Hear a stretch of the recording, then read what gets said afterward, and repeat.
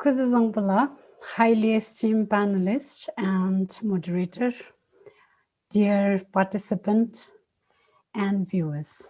I'm Kizang Hadan from Shari School. So I'll be off camera. It's a great honor for me to have this privilege to welcome you all to the sixth panel of EduTALK Bhutan, Together Forward. Today we'll be discussing transmission of cultural values and tradition. I would like to thank everyone for your time and participation. To give you a brief background of the EduTALK, it's an inspiration drawn from the Royal Address at the National Day Celebration 2020. V-TOB seeks to discuss the future of education through the series of conversations on EduTALK.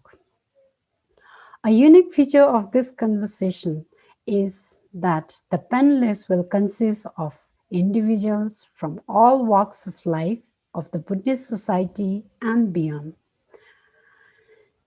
This initial set of conversation will provide the platform for voices from outside the current education system in Bhutan to share their experiences, perspectives, and insights.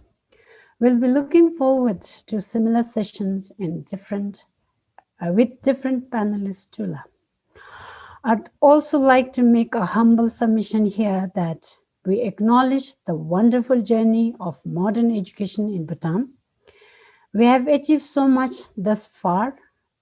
We have our gratitude and deep appreciation to all our education family for their contribution to education in Bhutan. The whole conversation is divided into 7 themes, with each theme taking up one session from January 1st to 7th. Panelists will share their expertise or experience in the Buddhist education system, their current views and beliefs, and offer their recommendations to address key issues. It is expected that the final report with a set of recommendations will be compiled and submitted to the Minister of Education and other relevant offices with a view to co-create an education system that is resilient, responsive, and flexible while serving the current needs in nation building. The sessions will happen on Zoom and recorded will be shared on official V-TOB social media. I'd like to make a disclaimer here that EduTALK Bhutan is a humble and voluntary initiative to look at education as a collective responsibility among citizens so that we can come together to co-create, collaborate, consult, and inspire each other together forward. Thoughts and opinions expressed in the conversations are solely of the panelists and moderator, and not necessarily of their employer, organizer, committee, or other groups or individual.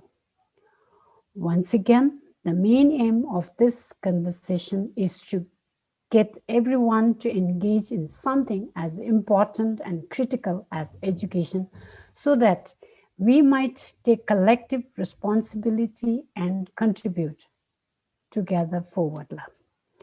With this, I would like to welcome our moderator and panelists for today.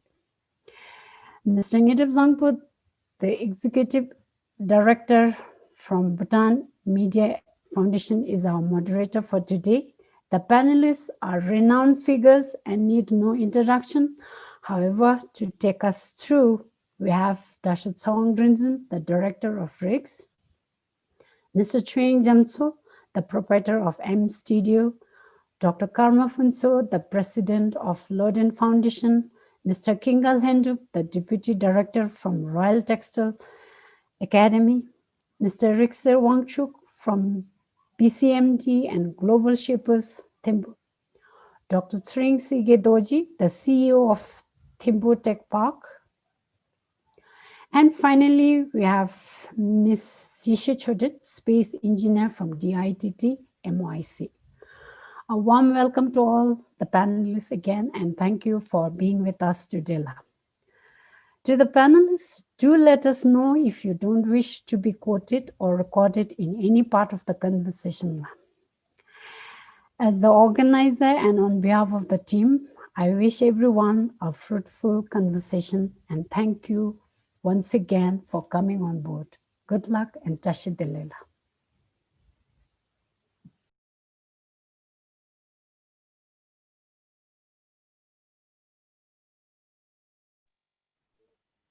So on YouTube now.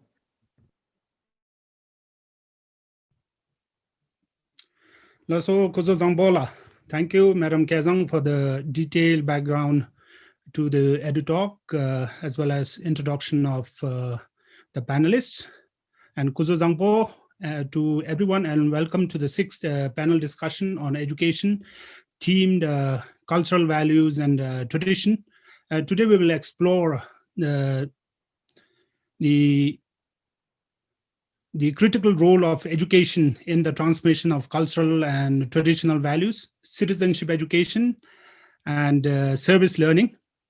How far has the Bhutanese education system come as a conduit of traditional and cultural values, or has it remained largely an imported system?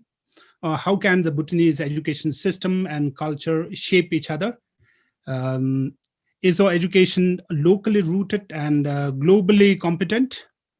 What are the dynamics between cultural values and the quality of education? To answer these questions and discuss these questions, we have a formidable panel just introduced by Madam Kazang. And I welcome all the panelists to this discussion. To start off, I would like to invite Dr. Karma Phunso to make his introductory remarks. So, Kuzu Zambo, everyone. It's a pleasure again to be on this panel. In the last panel I was in, I've already shared a little bit about how the education system, in spite of it being exogenous, has actually contributed significantly to Bhutan's development, but has so many hiccups, particularly in relationship to how it has been adapted or made relevant to our context. So, YouTube, you have just hinted to that. I would like to share basically my personal take as a cultural scholar. I've been introduced as the president of Lodin Foundation, but I would say my role here is better as a cultural scholar. And from my perspective of a cultural scholar and researcher, I would say that Bhutan is going through serious cultural disruption.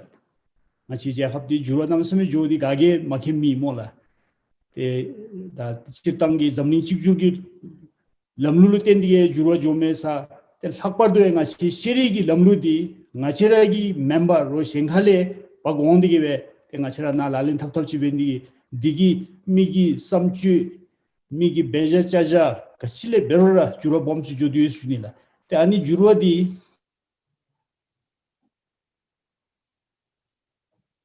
cultural values Chithongda, the Samchugi Shin Koleme, Chi traditions, Lam Luxuda, Rikshungi Koleme, the Anini Telu, the Dorduchibe Juachilla. The values no stam the Chithongi, the Samchishingi, Teka no stam the Chirtang Zambuling and Domi, Chibenidi, Domi is Samchishin. The delay hapa doing Achira, na Gakap the Titui, Achiragi, Ranglugi, Samchishi in Chimostang Mola.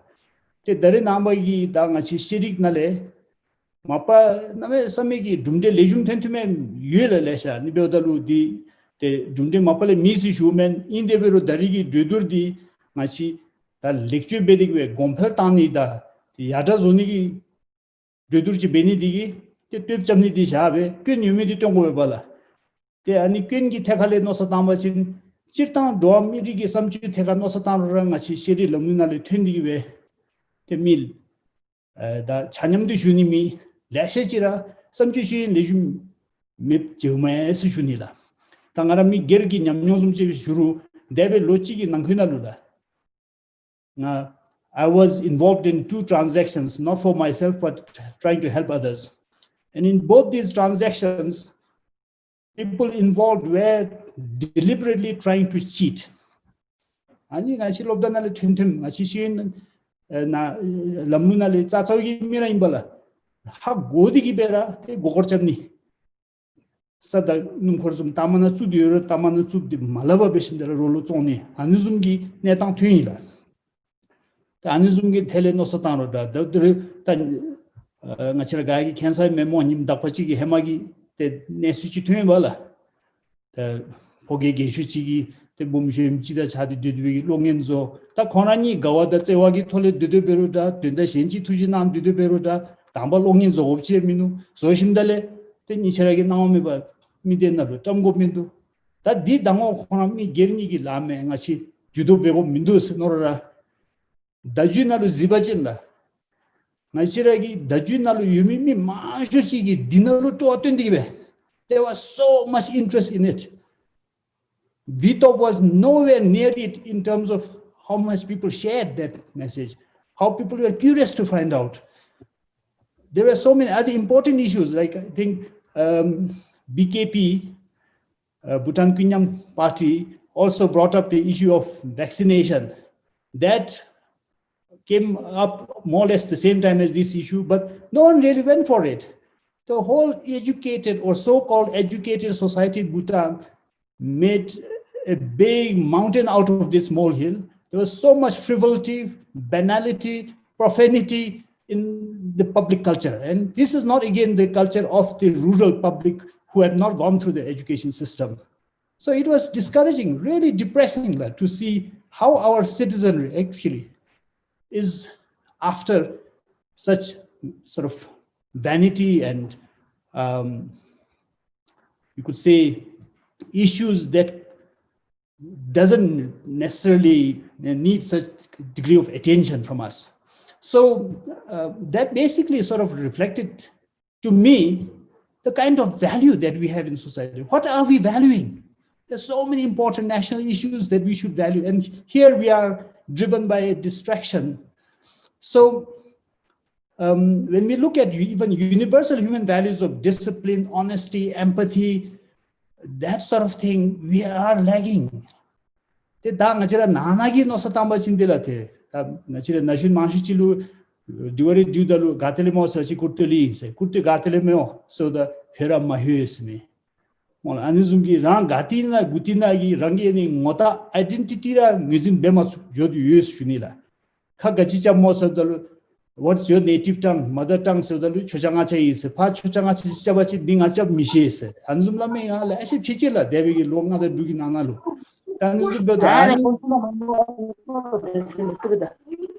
Hello? Hello? Can you hear me?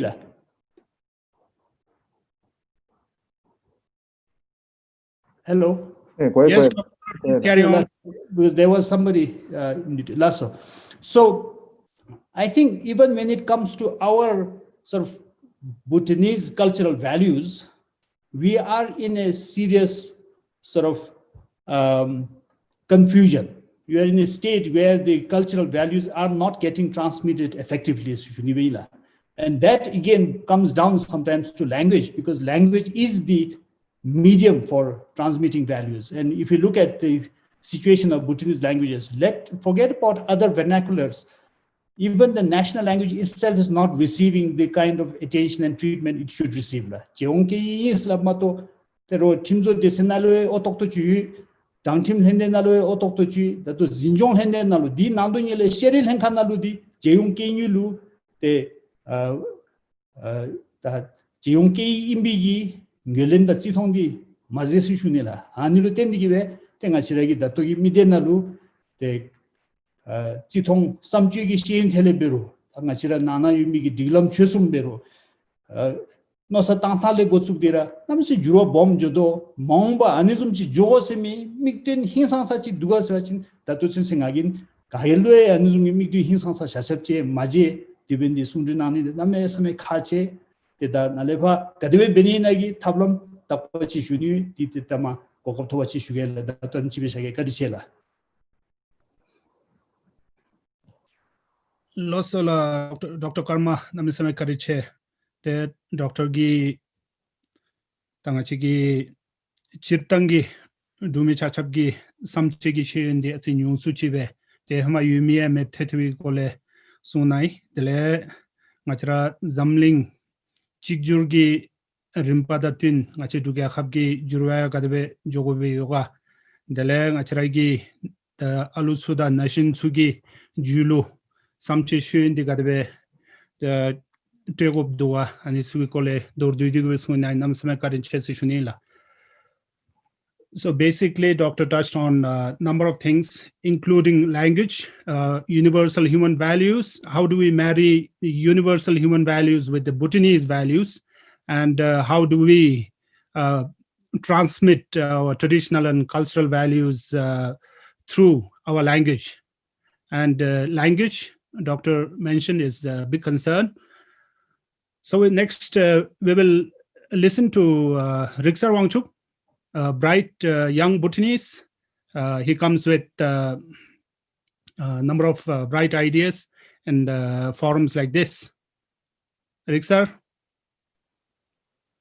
Lesla, good afternoon to everyone. Thank you, first of all, EduTALK sir, and also V-TOB for having me. I feel very nervous, actually, especially the fact that I'm going right after Dr. Karma Phuntsho, whom I look up to with a lot of inspiration. But I feel nonetheless very privileged to be on this discussion. So I prepared a small presentation just to keep more than anyone myself on track, and in hopes that it'll make what I'm trying to say a bit clearer. Lesla.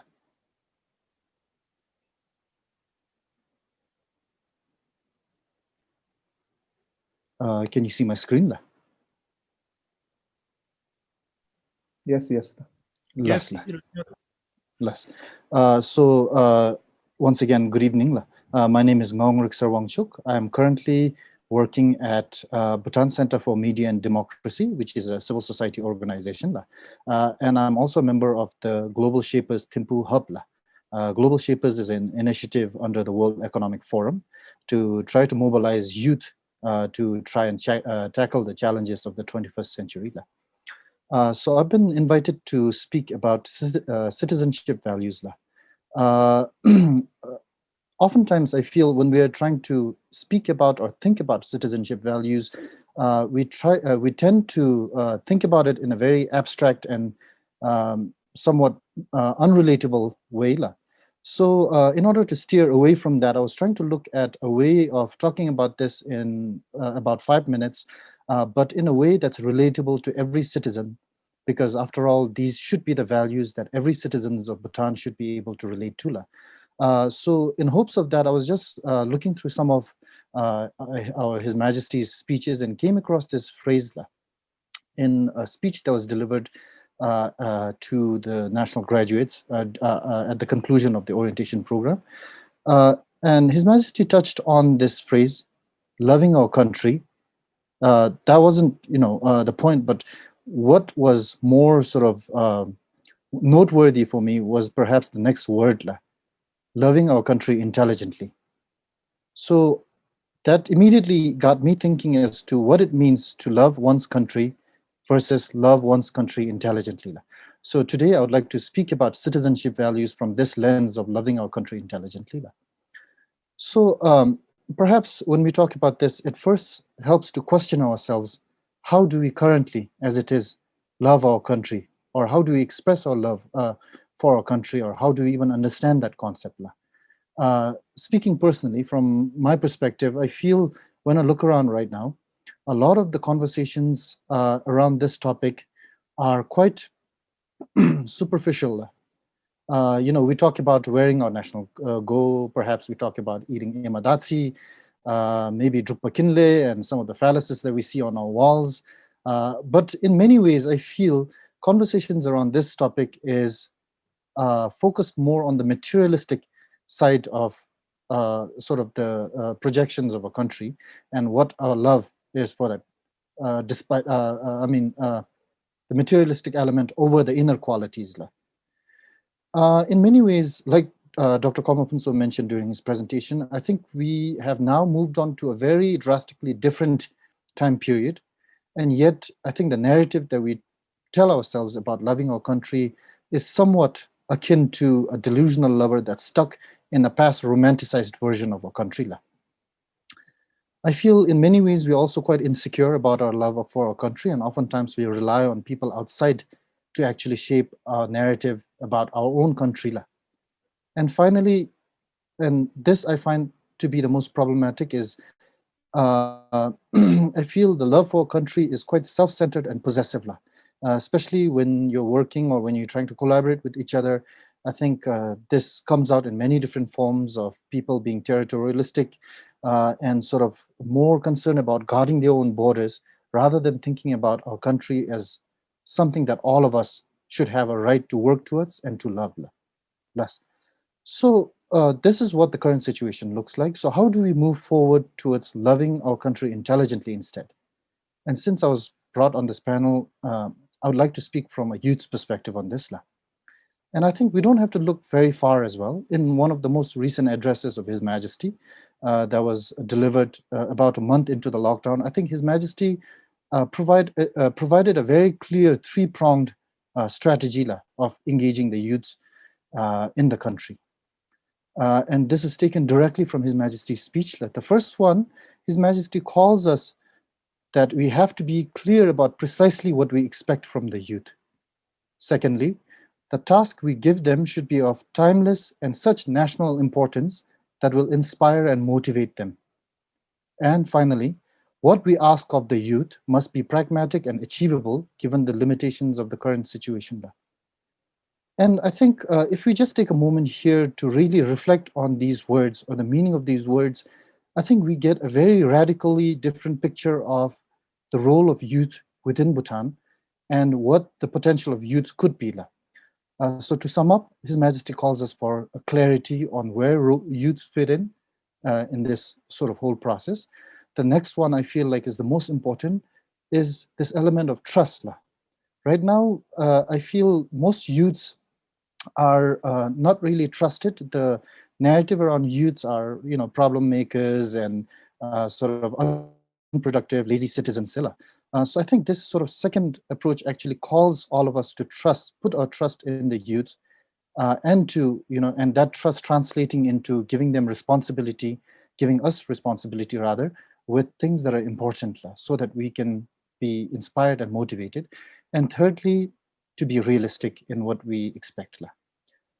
So this all sounds quite theoretical. So what does this look like when it's put into practice? So this is where I would like to move on to the last part of my presentation and to narrate a real, what I'm calling a love story. It's actually just a story of revising the National Youth Policy. So basically, just to give a little more backstory and context to this, we were invited by Department of Youth and Sports now it's technically last year during 2020 to basically come together in hopes of revising the National Youth Policy, which had not been touched since 2011. So of course, when we look back at our lives in 2011 and reflect on our current situation right now, a lot of things have changed quite dramatically more. So when we were tasked with this responsibility, what we did was sort of, retrospectively took sort of His Majesty's direction of trust. So we started off with saying, okay, we are going to sort of not go on the assumption that youths don't know anything or don't care about the country. Instead, we're going to reverse that and say, youths care about our country, youths love Bhutan, and all we need to do is to provide them guidance and opportunity. So we started on this radical framework, putting youths at the center of a policy that was meant for them. So basically what we did was we had realized very quickly that our youths in their entire educational experience or their life had never been given training on policy, let alone what it is, how it's used. So we said, okay, that's where we will start then. We got 24 youths together, and then we invited Darshange Khandu, who's a former parliamentarian, to come talk to us and educate us on what a policy is, why it matters to us as youths, what are the different stages it needs to go through, and how we can contribute towards it.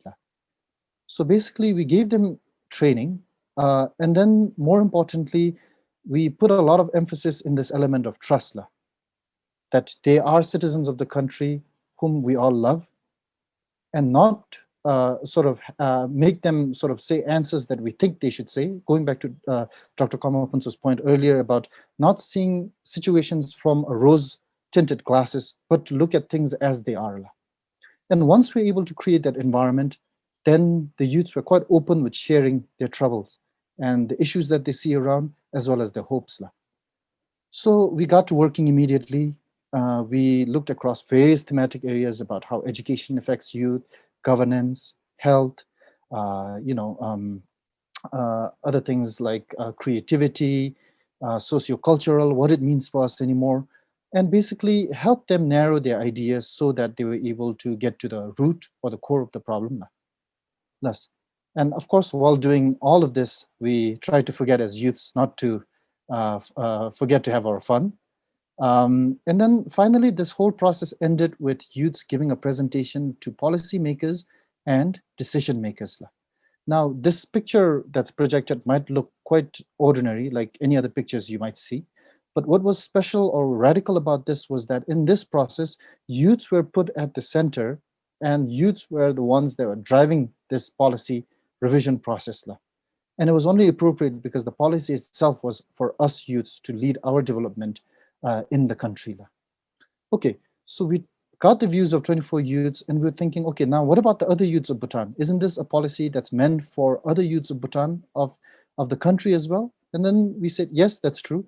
So we took the same group of youths, put them through another training in leading consultations with other youths.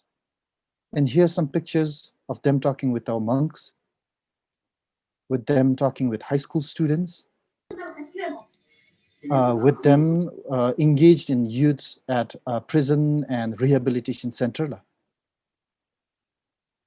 with the deaf students at Wongsel Institute in Paro, with college students at Taktse, and with our youths who are in the LGBTIQ community. So at the end, what we're able to do throughout all of this is to provide one sort of, this is a report that if anyone's interested, you can check it out on BCMD's website. But what we were able to do is not only get their voices, but get them to be empowered to lead this very important task of reviewing the national youth policy with other youths. And at the end, we're able to provide all of this input to our consultant, who then looked at all this along with other factors and sort of contributed to the revised national youth policy that will be most likely coming out this year in 2021. So if we sort of view if we utilize this approach that was clearly laid out by His Majesty, personally for me, I think we get a very different story of intelligently loving citizens in Bhutan. I feel by doing this, we're able to move from a materialistic view of Bhutan to critical views of Bhutan and to produce critical thinkers in our society. We move from being delusional lovers about narrating a romanticized sort of version of a country to being actually sober and courageous, looking at situations as they are. And I think once we have that sort of sobriety and that honesty with ourselves, it then leads us to becoming more confident citizens, because we know that not everything is perfect, but we're honest with the things that are the shortcomings. And that with that comes the way forward. We're confident in where we should go next. And finally, I think we move away from this possessive territorial mindset to a more collaborative environment, because we all understand at the end of the day that it is all of our country, not just one person or citizen's country, or neither their own responsibility, but it's all of our responsibility to actually love our country and to be able to love it intelligently.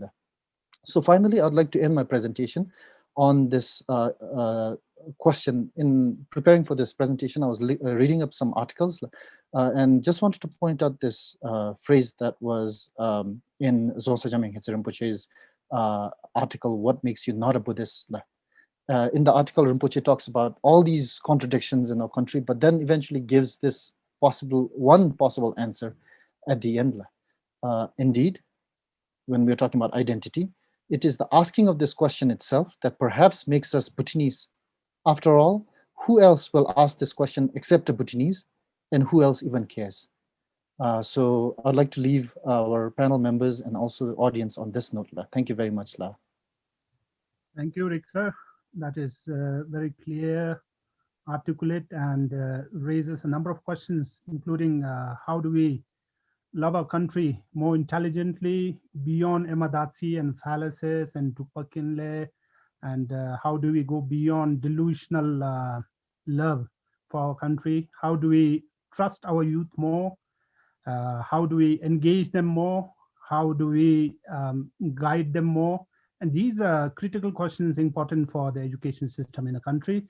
We will come back to these questions later on in the discussion. Now, I would like to invite Dr. Chong Rinjin to make his opening remarks.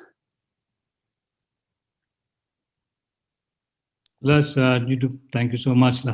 And good sampo to all the fellow panelists and others in the audience who are virtually watching this discussion. Firstly, I would like to commend the great initiative taken by EduTALK Bhutan and V-TOB, all the organizers involved for this excellent work that you are doing.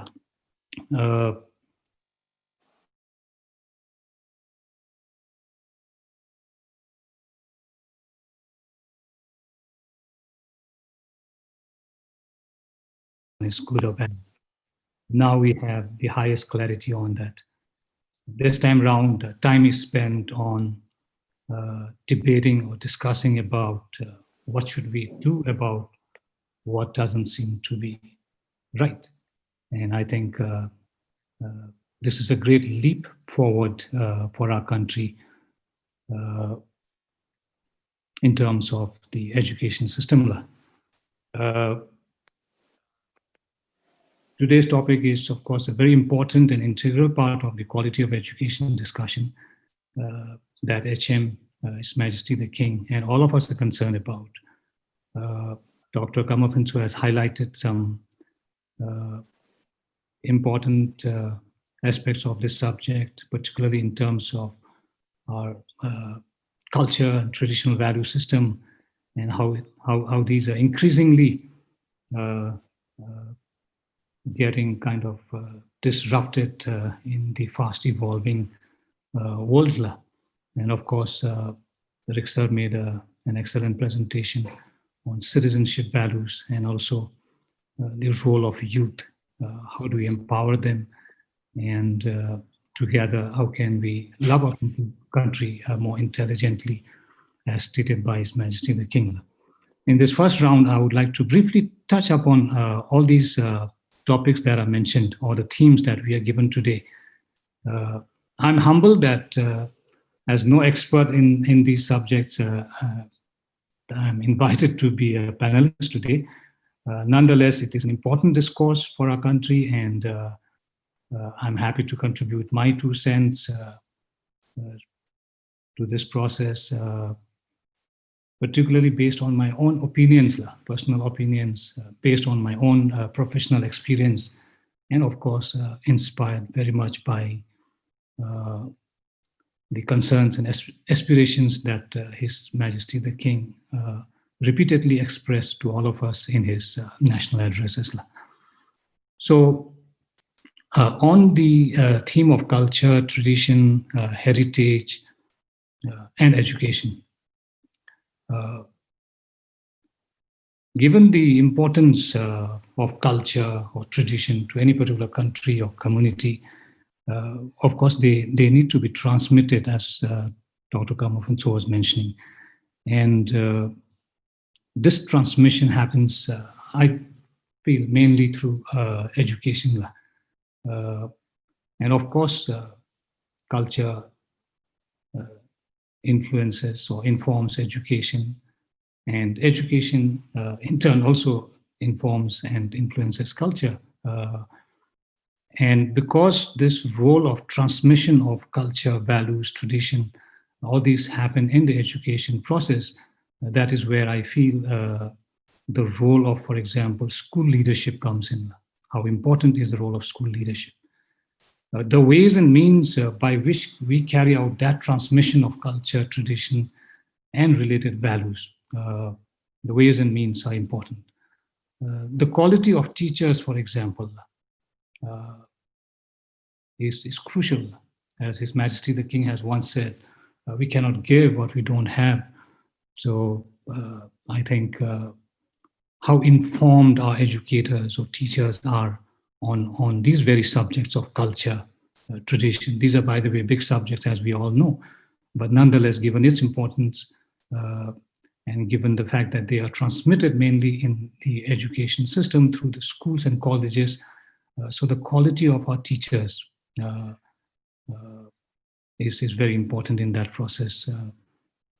And of course, we also have the school environment itself, the ambience in which we conduct our day-to-day business, the environment in which we groom our future leaders, future citizens, the environment within which we talk of important things like values.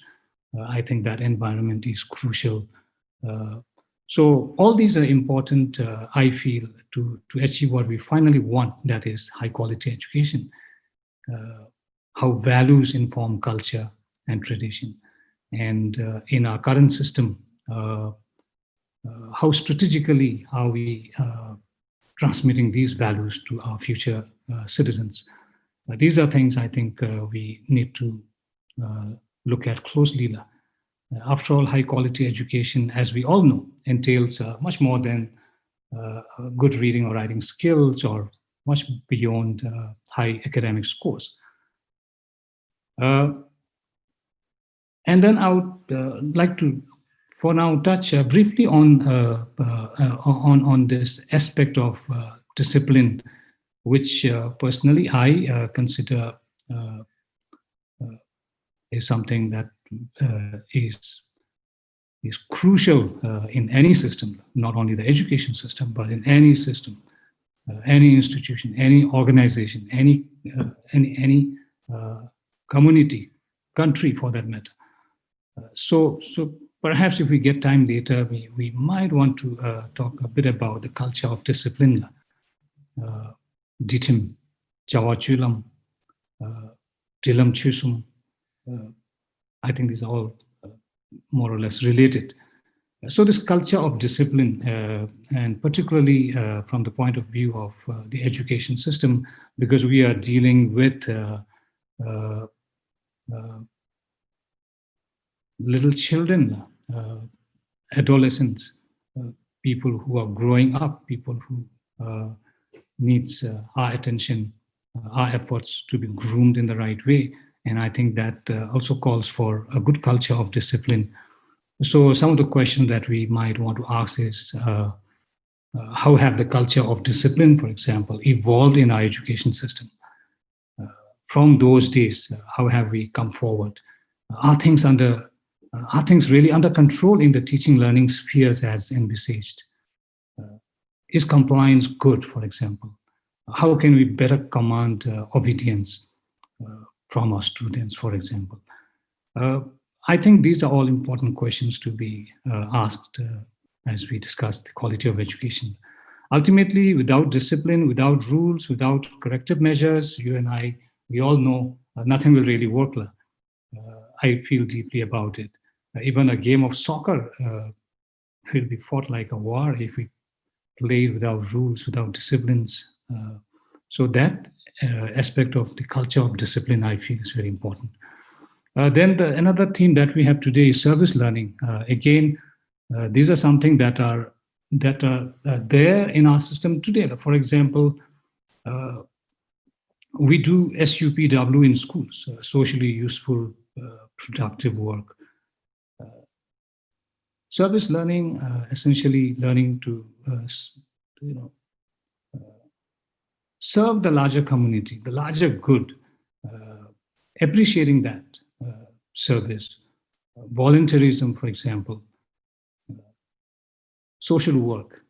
Our children are taken by the school teachers to help farmers, for example, plant or harvest paddy, or in efforts such as cleaning dirty streets and rivers.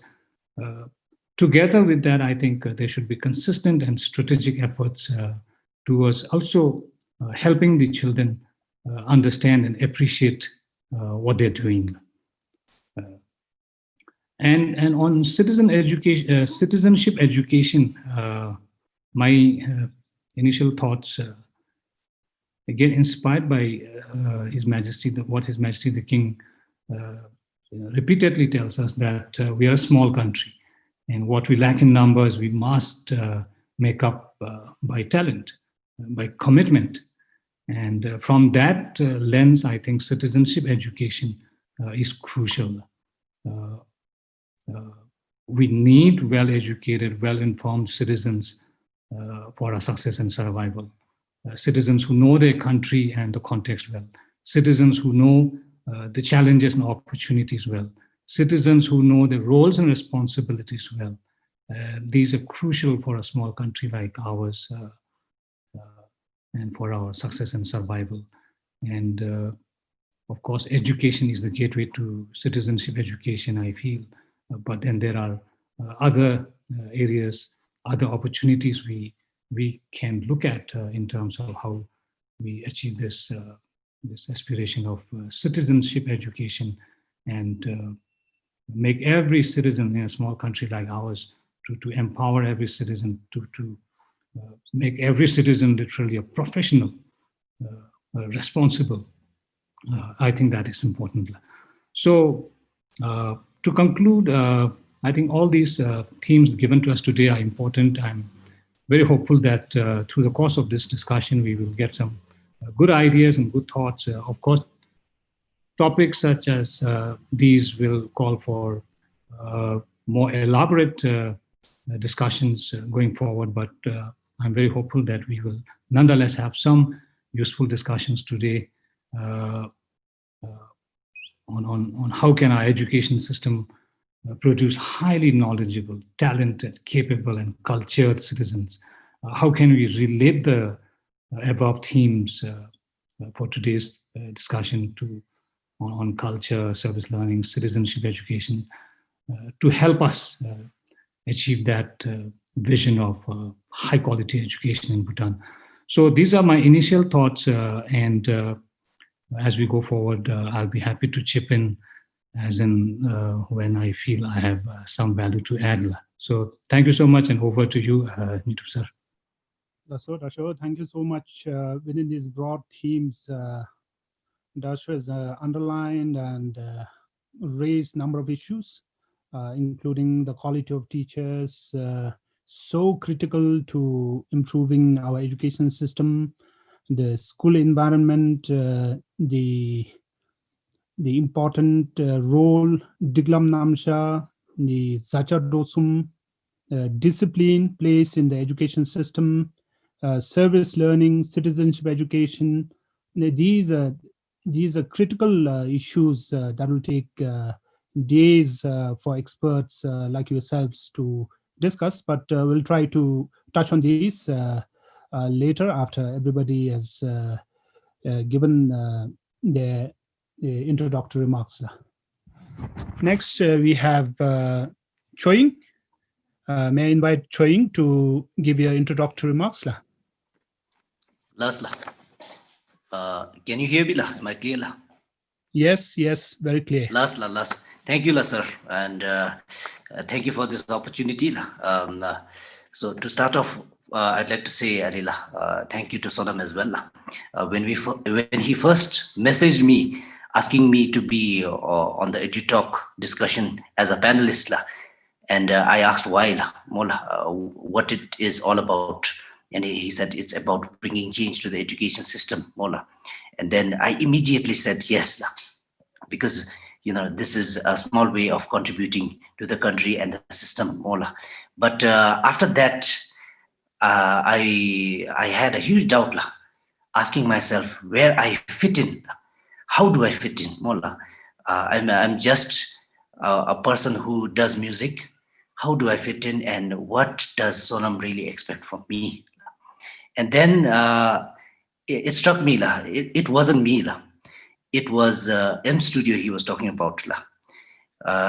What I mean by that is M Studio has, though personally I'd say M Studio has a long way to go, but in the eyes of the people and the artists, M Studio has achieved a lot. And I think that is where I come in to talk about M Studio. And now, I don't think that I am in a position to give any solutions or recommendations, but the least I can do is share how we did and what things went through our mind when we did whatever we did at the studio. So to start off, I'd like to say at M Studio, how we tried to incorporate the three values. The first is preservation of language, and the second is our cultural values. Third is identity. So at M Studio, we basically do music, that is what we are known for. But at the same time, we do a lot of dubbings for advertisements, jingles, and infographics as well. But the most important aspect of M Studio, I'd say, is working with the youth. We are fortunate enough to work with a lot of them. So when we started off in 2011, that time, since we are based in Thimphu, we had a lot of our friends coming in to record songs. And being in the capital, Mola, everybody was talking in English, Mola, and also wanted to sing in English. And personally, myself also, I was into English songs.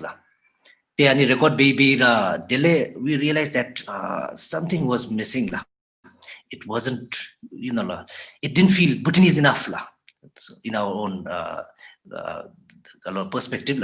So what we tried to do is like the Devidemitu Vesnoila Hachigimola, the Zonkati Suratsugu Vesnovela, Gachimozen, Chilibi Kanalu, Chilib the Chica compete with Sua, Lahatown, Achimichi.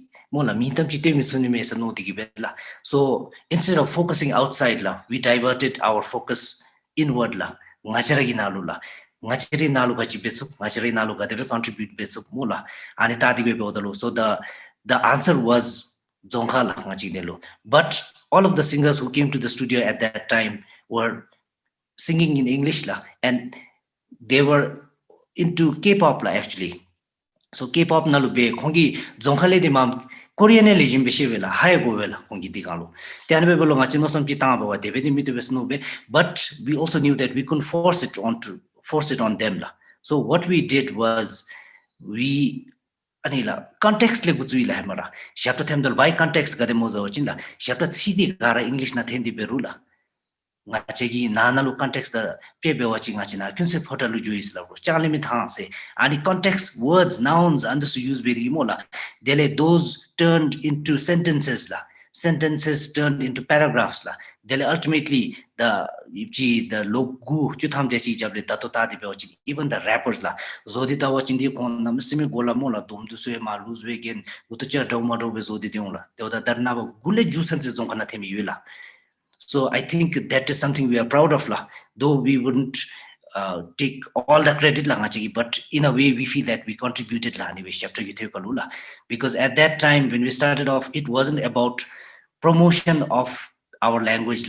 It was more about the fear of losing the language altogether.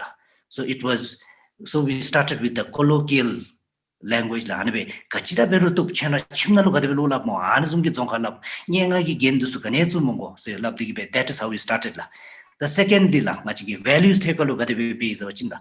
I think the best example would be I think everybody would know Nala song Nije Zemidila.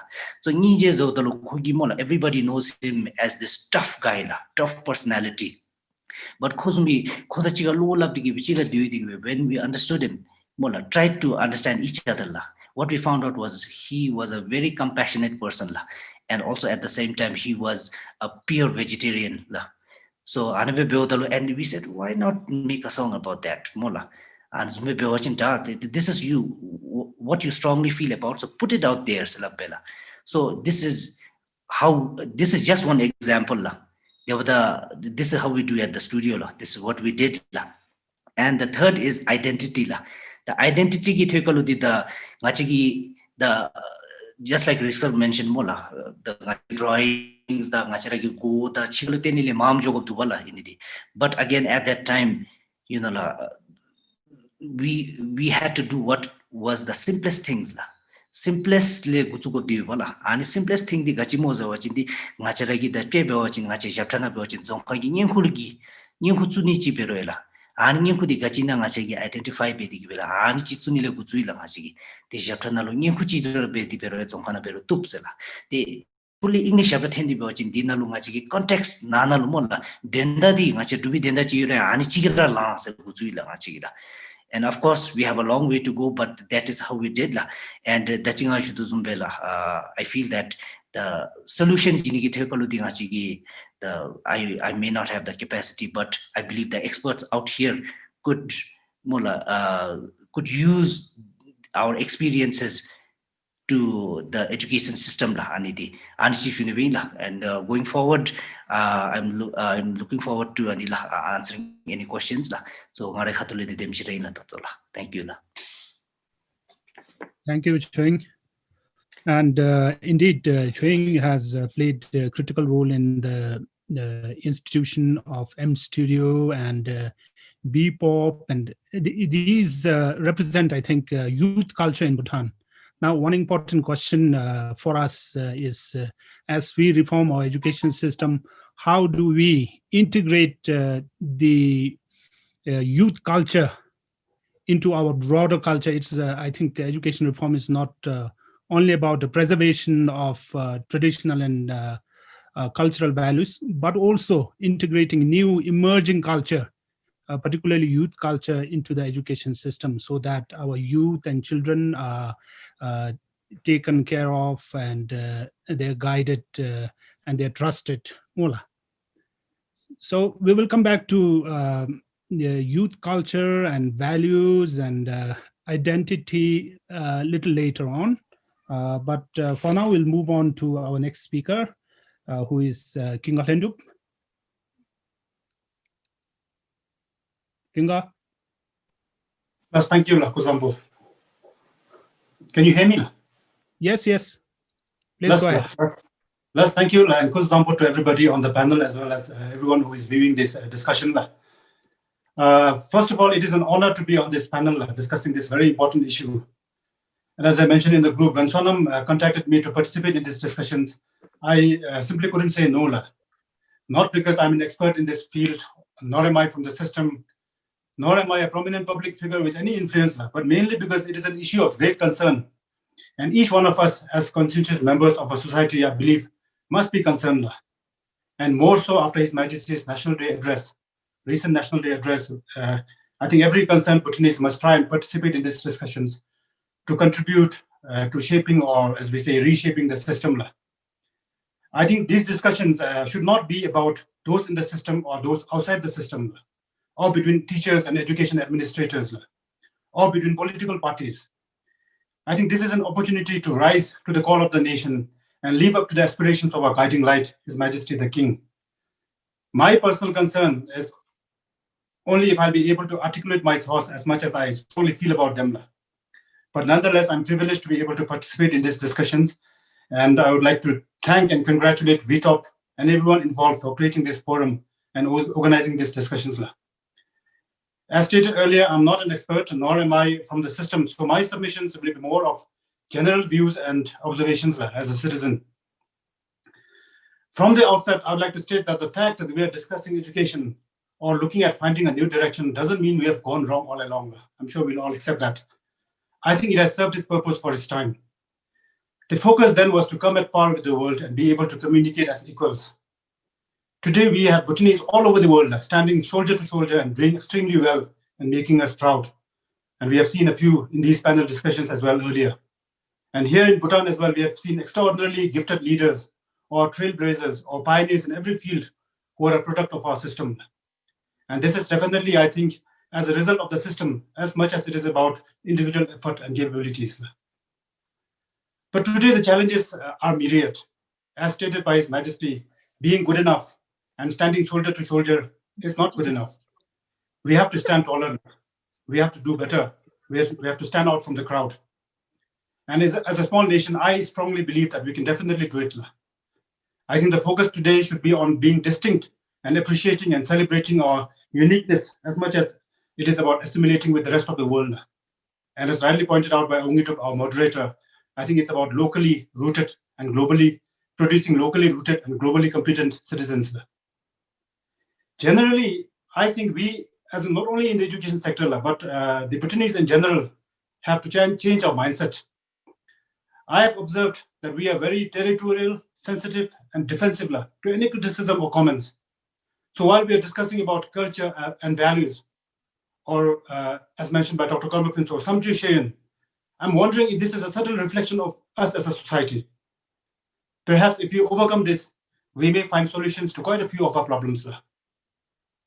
As public servants, I think it's important that we draw a line between personal and professional and see work as a duty and obligation.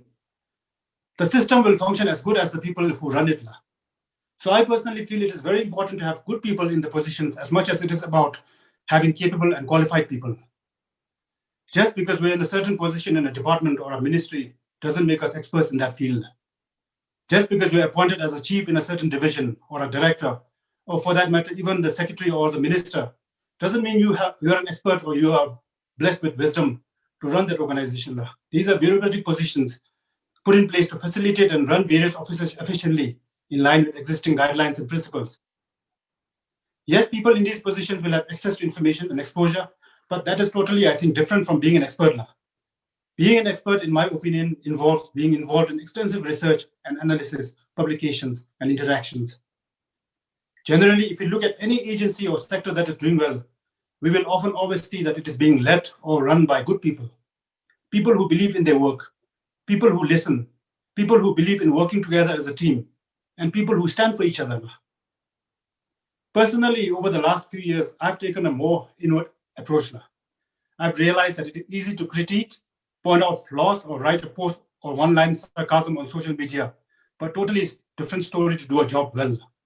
So I've decided to focus on doing my job well, at least try to, and shouldering my responsibility as a son, a parent, a husband, and as a citizen. I've decided that I want my children and my family and my work and workplace to be a reflection of the values and views that I stand for. Because if we cannot bring change or positive influence in the family setup or our own work setup, it is ironic to be commenting on national issues or challenges. I'll keep it at this for now. Thank you. So thank you so much, Kinga. Some very important critical questions you have added to already a long list of questions I have noted. Among them, the Bhutanese mindset which needs to change if we have to reform our education system. We are territorial and sensitive, and we tend to work mostly in silos, right? How do we change that? And it's not good enough to be qualified professionals, but we need good people, right? So how do we get qualified as well as good people in positions of power and influence in our system so that our system becomes better? So these we will come back to these questions a little later on, but we will move on. And may I invite Dr. Tsering Doji to give you introductory remarks. And in the meantime, before Doctor comes online, I'll read out one comment in our chat room. The greatest regret of our education system must be producing too much of well-educated individuals whose behaviors are worse than illiterate people in society. This is from one K. Wangchuk. And this looks quite dismal. Nevertheless, an opinion from a citizen of Bhutan. So if we have time, we'll come back to questions like this, opinions like this. Dr. Sige. Very, very good afternoon. This is my second participation in this series of discussions being organized by V-TOB. Probably I will feel more comfortable today. Otherwise, I feel a little disoriented because I am talking to an audience that I don't really see. So anyhow, I think I'm probably getting more used to. So with this, I'll get started with brief introductory remarks of mine. So firstly, I would like to mention that I'm also someone who has great concern for the education, because I think education is really, really important. And, frankly speaking, most of us here, I think, are in this position, being able to exchange and have been able to lead this more comfortable life, all because of the access to education that we got back in our villages. I myself have come from quite a remote village. So I think it's thanks to the education system. But now moving forward, as His Majesty has emphasized in his recent address, I think the quality of education is a concern. And as some of the speakers before me mentioned, it is not really saying that what we have done so far is, not at all good enough, but the requirement or the call of the times require that we stand up and, we pull our socks up and become better. So now coming to today's theme, it is about the transmission of the values and traditions and culture. I feel that this is a very important topic, and I think even within the education fraternity, it has been talked about quite a lot of time.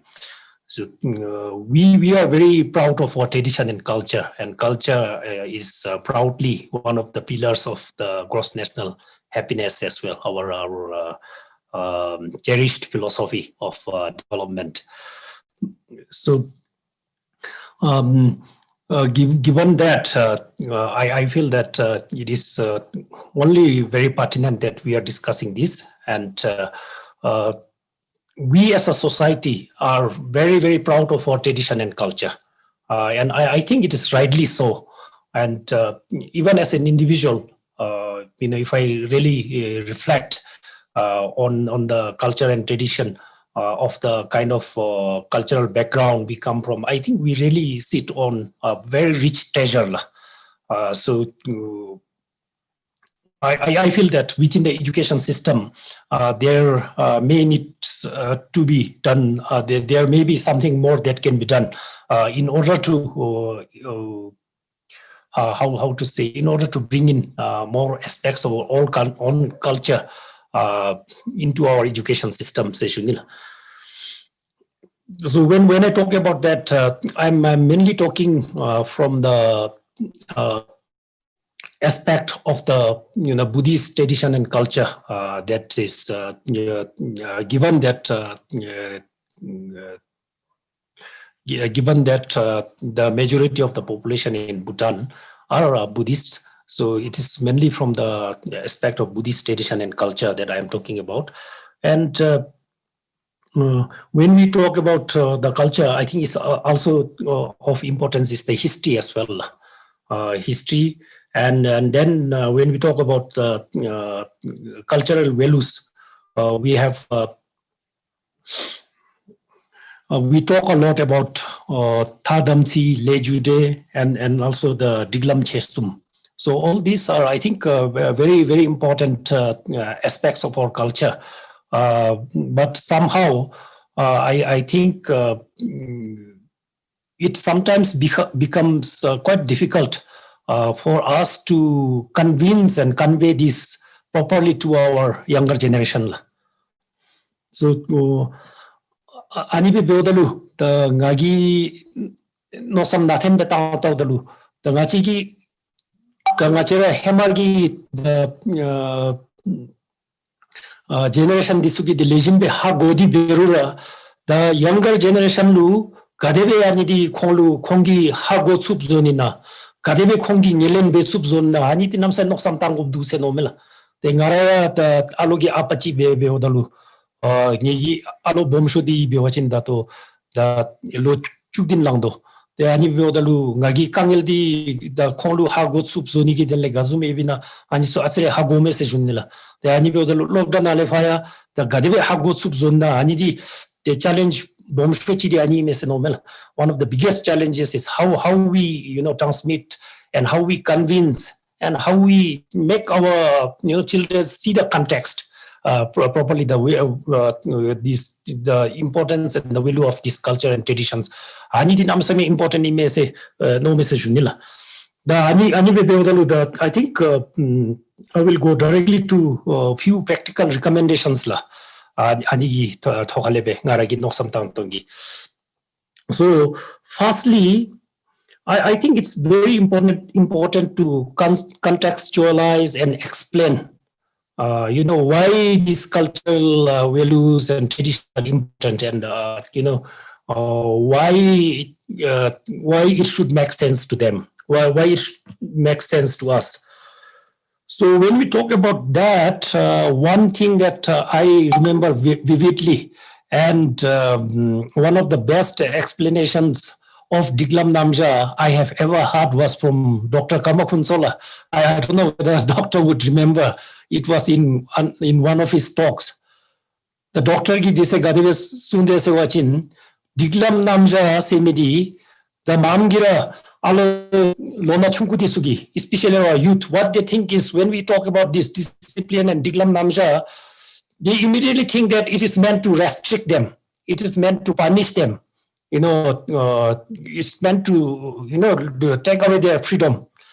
But the explanation that Dr. Kamakhunso was giving in that particular talk, he was saying that Diglam Namja is meant to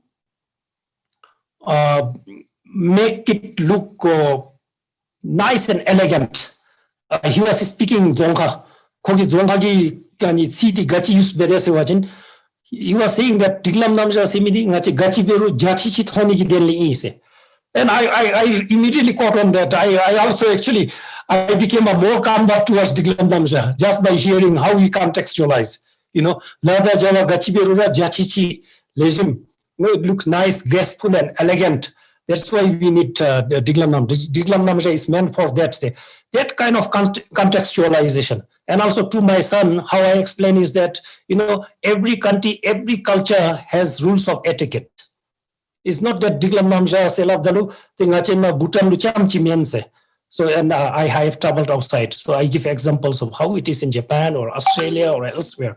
So if we contextualize that way, I think it is very powerful, and then they will accept it, and they will, I think, internalize more willingly. For instance, just that example, when Dr. Kamakhunso said that Diglam Namja di gachi pero jachi chi thoni ki denli in se odalu, just by that word, I became very convinced. So I think there can be similar how we contextualize and explain it. I think that way the children will be able to take it more willingly and accept and internalize the nomila.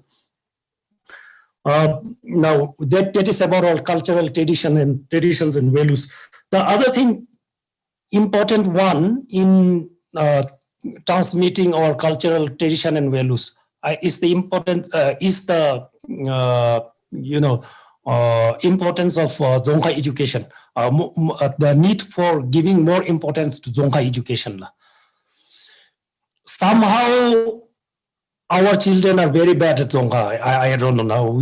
I myself came from a rural village. Maybe because of that, my Dzongkha is not bad. Then I can quite well understand and read the Dzongkha text and understand. So rather than reading a lot of these translated works, if you are able to understand some of the things in Dzongkha, you will find the beauty of your culture and tradition much more. So I don't know. I think our Dzongkha education, Dzongkha teaching learning needs to be improved. Whether it is with the problem of curriculum or whether it is the problem of teachers, I don't know. But we being Bhutanese, being so poor in Dzongkha, I don't know. Now I have some difficulty with my son as well. He growing up in Thimphu, and I always try to make him take more interest in Dzongkha by saying that even in other countries, they take a second language. And by studying Dzongkha, it's not only for yourself as a Bhutanese, because this is our national language, but also because by studying that language, you get to understand the difference between different languages, how the writing systems are different, and all this beauty, you will be able to appreciate from this. And this is explain the type, they will atsire the pentome, but they will then I'm saying Nagi no dozumchi kogi and pick up bemisue. But our Dzongkha, I think we are not learning 3 or 4 or 5 languages. Our Dzongkha education needs to be improved. Ani the namsameng the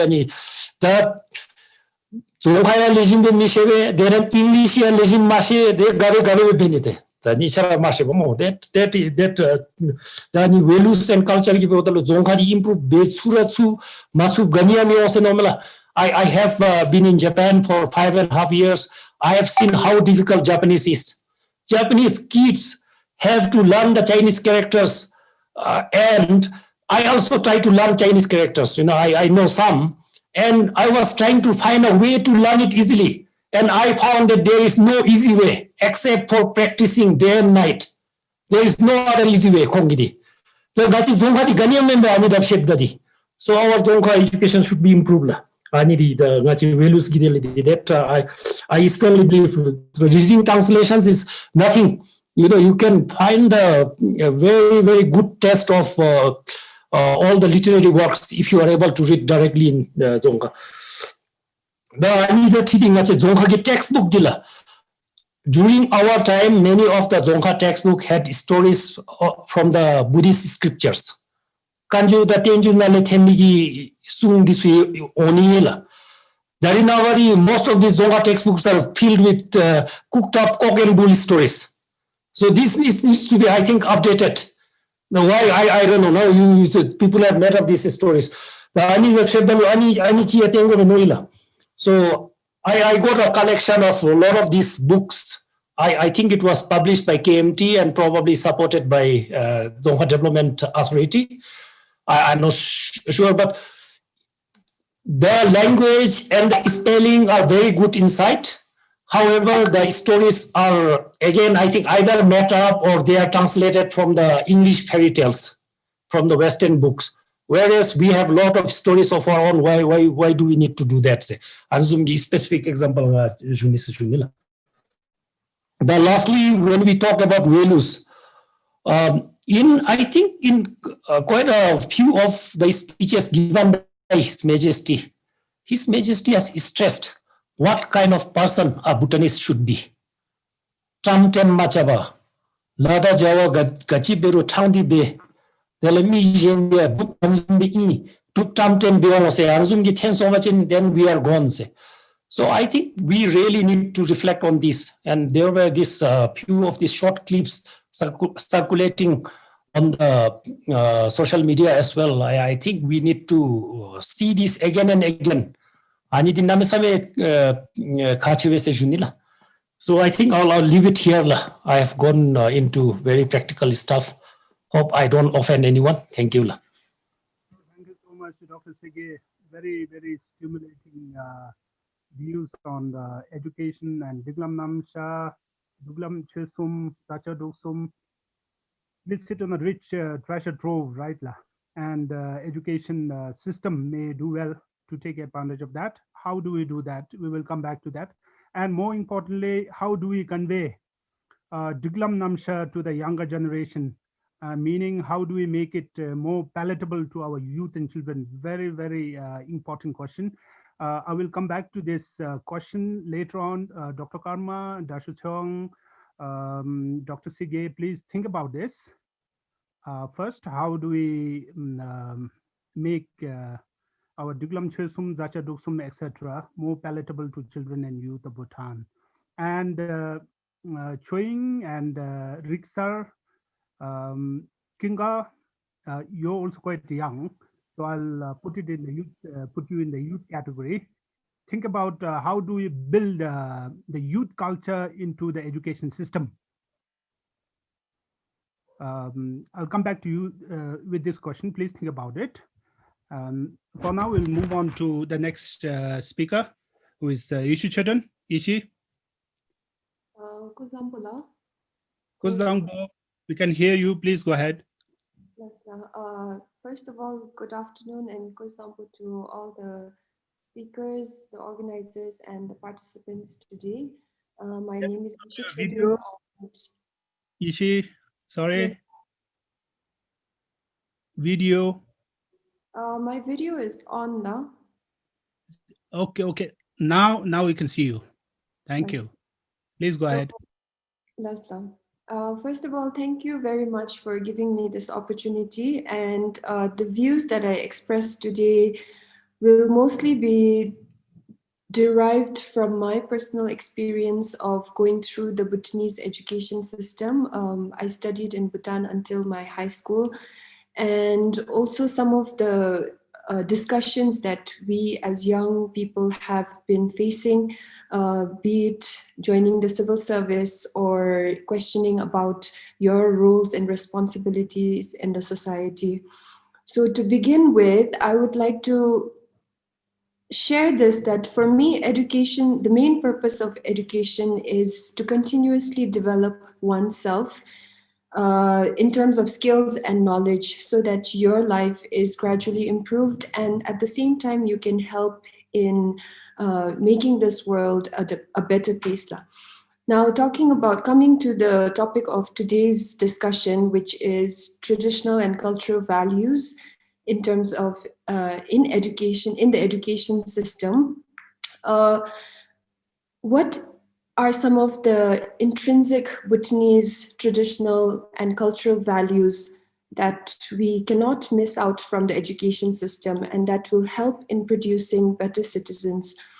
So from my own personal experience and from a very generic understanding of what is happening around us in Thimphu and in Bhutan, I would like to focus on two intrinsic Bhutanese values that are quintessential, not only because they are Bhutanese, but because these are values and skills which can be termed as the 21st century skills, or also these are values that will get us through when we deal with the realities of this world. So the number one value that I really think is essential for all of us is Tadamtsi and Lejungde. In English, it might be translated as moral integrity. I'm not sure. So I feel like this and the other value, which is community vitality. So something when we think about the entire community as a whole, apart from you as being an individual person and pursuing your individualistic goals. So when it comes to that, let us now look at the reality that we have. So when I looked at the chat as well, most people of the participants, they were saying that, our education system is producing egocentric individuals who are materialistic and, arrogant and narrow-minded and so on and so forth. Now, when it comes to the values that we want to impart, then previous speakers also focused on the importance of not only being academically sound, but being a good human being. So what really takes it to make a good human being? And I feel that if we impart the values of Tatamsi and Lejungde and also Tsetong, which is community vitality, it would really help to make the mark. For example, it will make the difference between two graduates. So someone who has these values imparted to them will think differently, and their goals in life will be different than someone who has not been given these values. Now, when we talk about giving these values, we have to come to the education system. I would like to mention that the education system is entirely, majority of the education happens in schools, but it is not restricted to that or not limited to that. So it also happens in the families, in our own communities, in the work environment, and so on and so forth. So when it comes to the school education system, how do we impart the values of Tadamsi Lejumje and Tsithong? In the first place, the one foremost solution or area that I would like to focus on, and which I think will make a big difference, is goal setting. So me, when I was a young girl, and when I was in school, we will always be asked this question, you know, what is your ambition in life? What do you want to become when you grow up? And everybody will be oriented to think in a way that when you grow up, you have to have a job which will give you good money and which will earn you some status in society. And that is the impression of a good life and being a good human being or a good citizen. However, when it comes to reality, that is not exactly the case, or that is not exactly the case that we desire. We do not want individuals who are individualistic, who are only running after their own personal goals and who forget to think about the larger good of the society.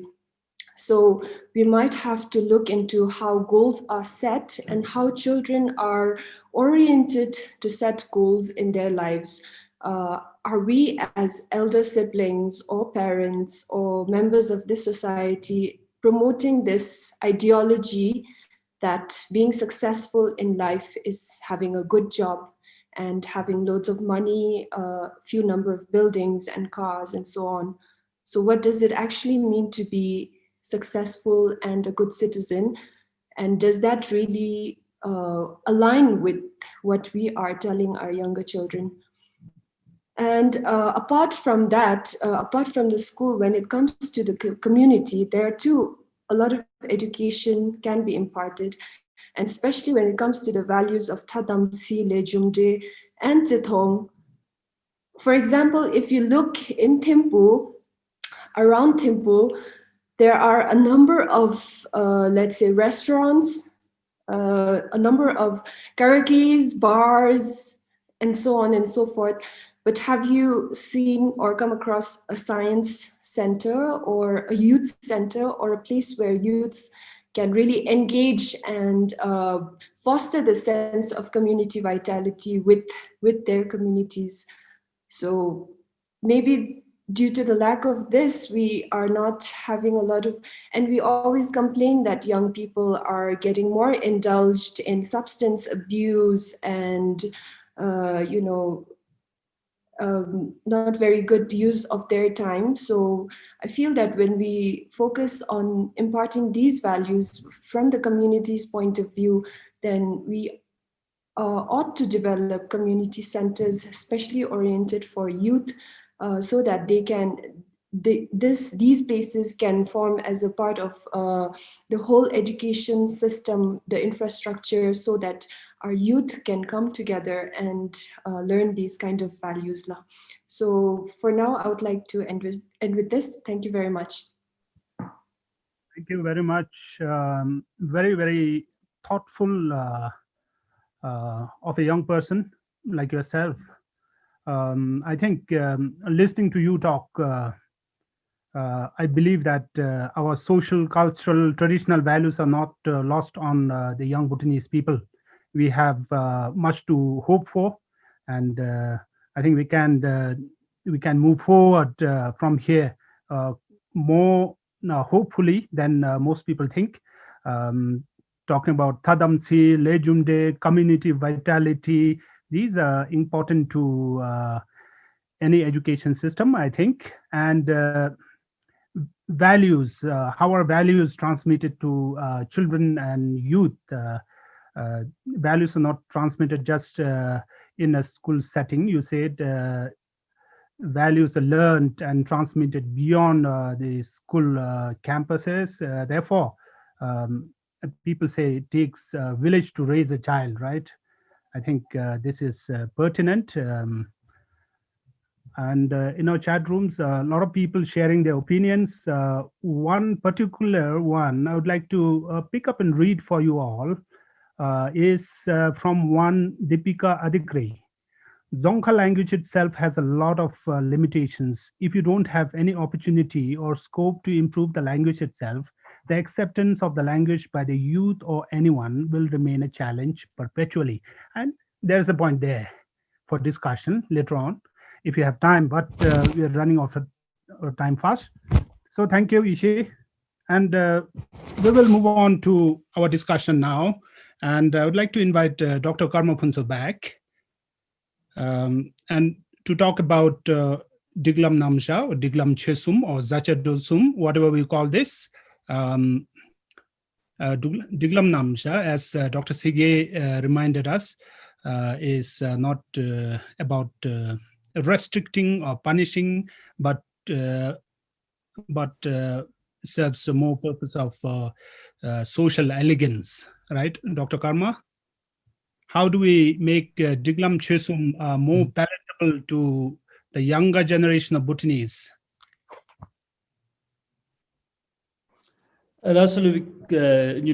Yes, I'm totally with you and also Dr. Sige in terms of rethinking some of these traditional values and practices to basically reappropriate and reformulate them to make them relevant to the contemporary situation. Because we have these values and practices that are timeless. This is mapa den ngomadidi nam berra pentowala. Devedora paten tangi kebar namsum jomes junila. Te anibeoda ngachina lutap madeudra ta donglen bego kache shuchidi ngachiragi tampogi te sacho dosum diglam chusum samchugi shiin disu patem dal tentangdi da dampu luksu jomitu wala. Te tentangdi da dernambagi luksudi tena pabuti namsum kache junila. Te ani tekalu da totidra asiji juwachinla. Tab madyo bomsho chi la da to ngachi samchugi shiingi tekaberu lam luksugi tekaberu ngachiragi midenalula nga tete gedobe ta gedobe me mapa denozumshira me ngachi dubi miden ni yesu jubila that there are two Bhutans chi di dampugi lam luksura datoe rigebu rab us no satame le jumdelu chikur bemi dele khade ngachira dubi khakechinalu lo lammi ta mashi iko shumigi pamdisuda dele dasa gende disuda te shumigi lam lebe disume te dugje khap nibadi te dernambagi shin le thong bigi lobdana le thong bigi te mashi nosa jesor diswe inkenalo be bemigi nosa tangthang di dernamba chenrik da te cheme ringluk secular system go be shu nosa da manism khani dubala tani duge khap nibdi su thuma subachin la dini bana su thunigi zampazum chinga sigi be ma subachin te delenga sigi datogi samjugi shin da diglam chesumlo le jumdelo thadamsilo se tenga sira dampugi lam lusuda rikshung disu mongbagi mijulu phat pe suwa sochi chata pule pe misula. So we really have to bridge this gap. It is a generational gap.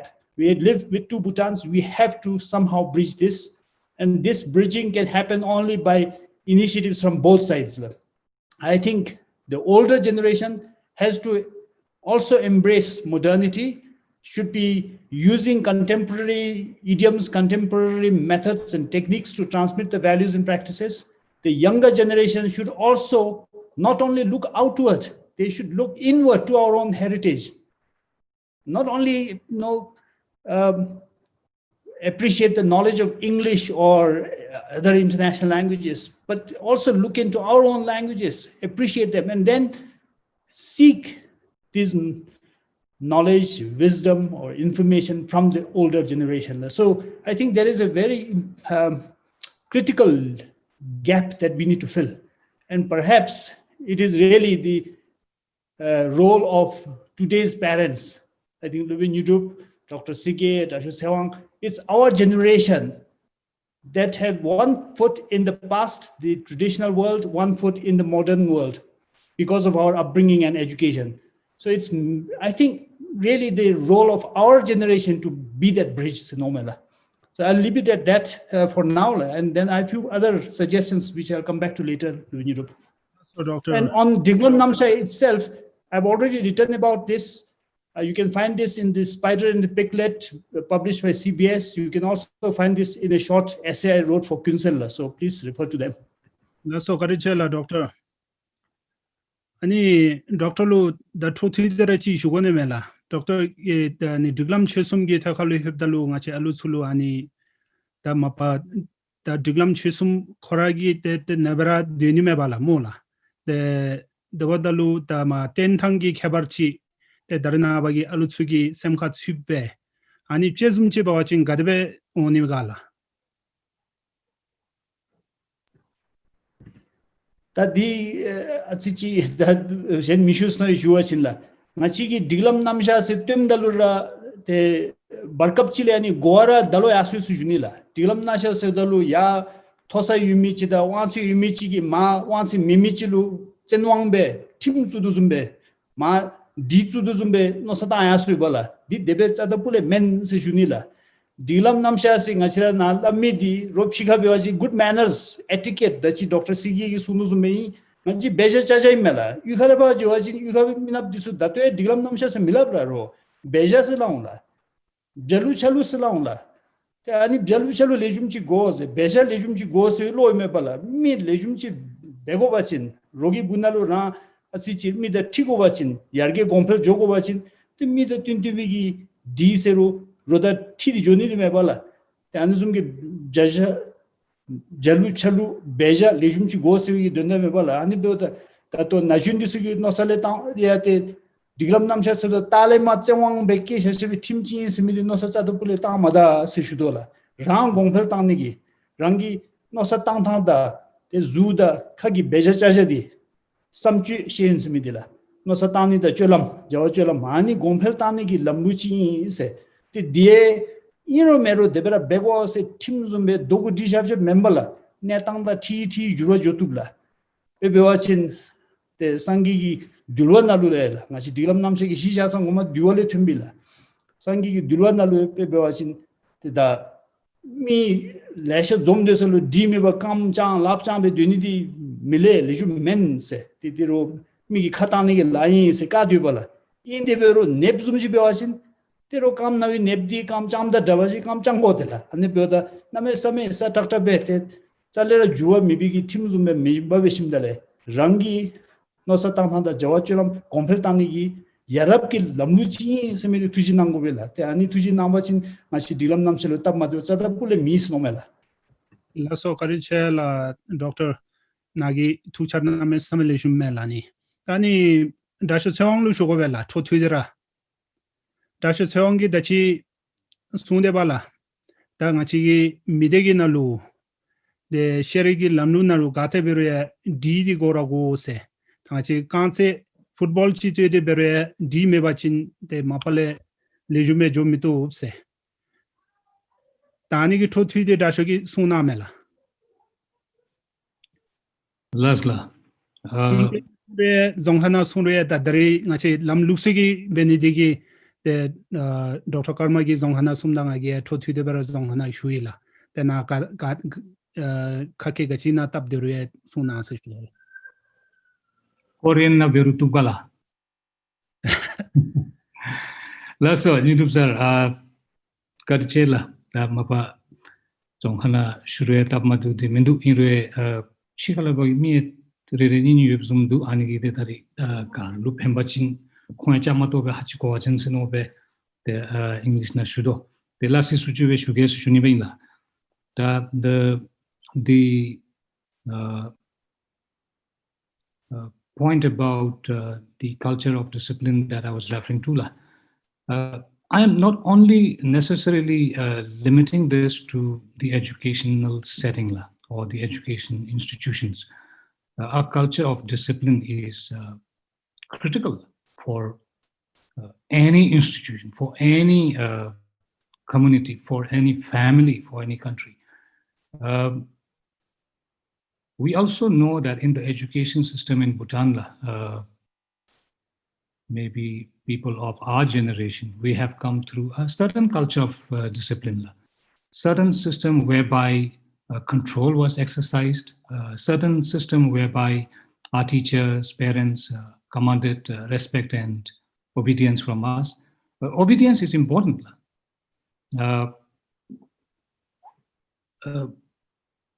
We are talking about, for example,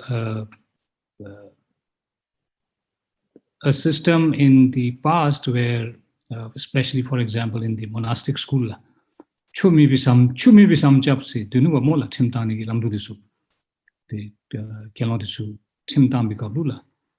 Tizumbe, even when we were ourselves in school, there was very much the system of corporal punishment, caning, or a lot of other ways through which our teachers exercised,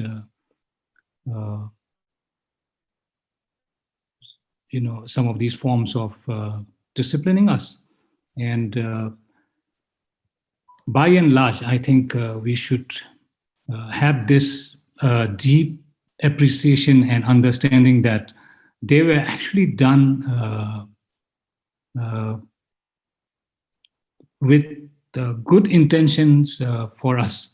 And in the process of doing so, they were actually demonstrating to us that they cared about us, which essentially means they were exercising, they were demonstrating the values of kindness, even though they were caring us. In that gesture, we can see the act of kindness, the act of wanting to do something good to others, if we interpret it correctly. That is why there was some fear, but there was a lot of respect, and I think by and large they were able to command good obedience from students like ourselves, whether it's in terms of complying to school code of conduct, ethics, whether it's doing our work, whatever it may be. Now, from those days, we know we have come a long way. Things have evolved, and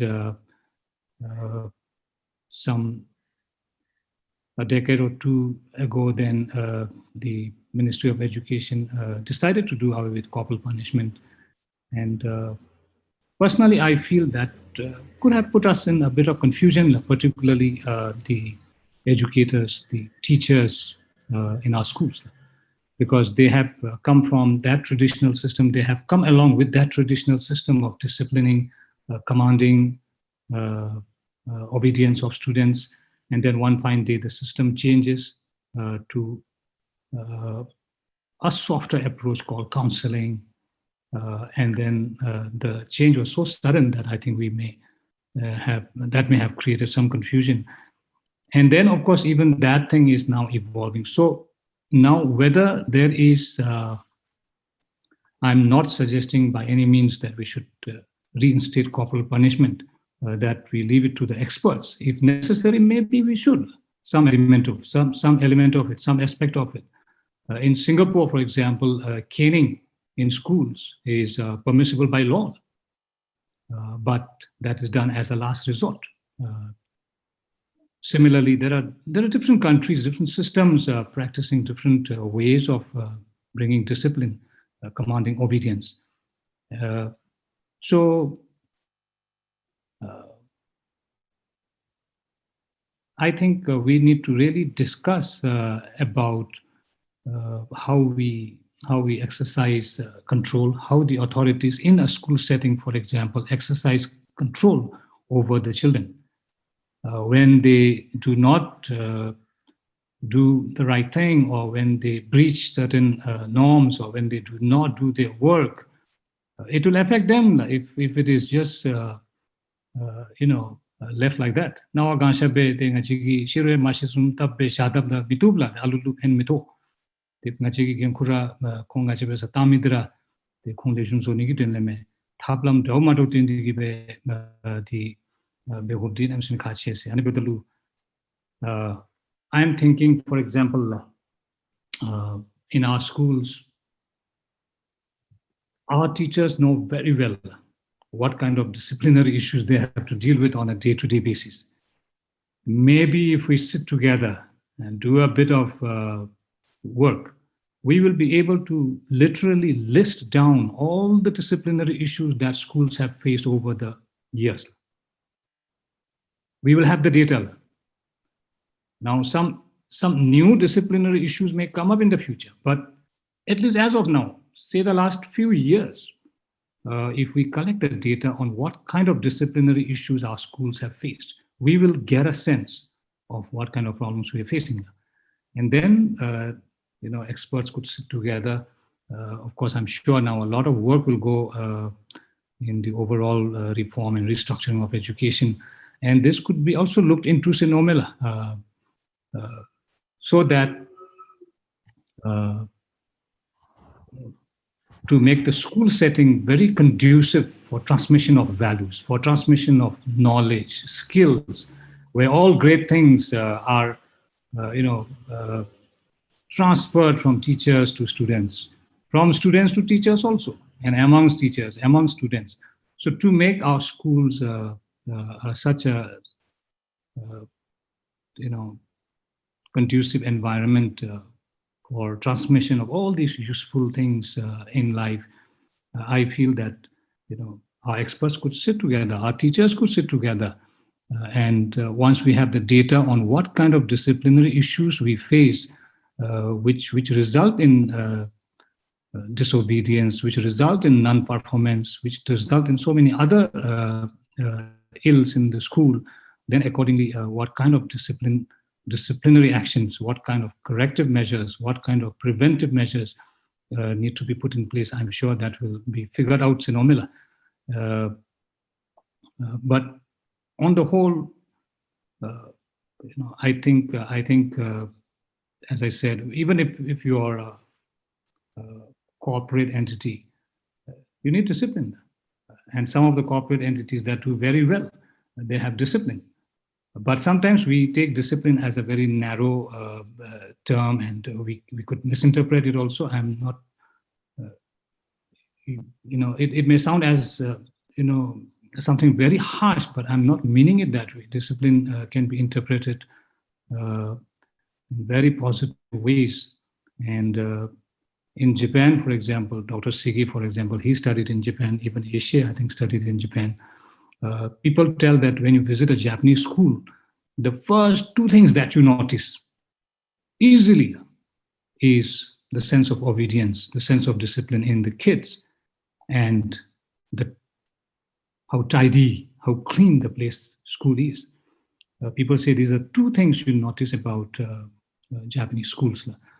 So once there is obedience, once there is respect, once there is some element of fear also, it doesn't hurt, I think, that is there. And once we have a certain set of actions for certain set of disciplinary issues, then I think it will also, if these things kind of institutionalize and formalize, I think it will make things much easier for our teachers also. And I think on the whole, my guess is it will help more than anyone, the learners get the most out of their teachers, get the most out of the system, so that they become really cultured, capable, talented, knowledgeable citizens in the future.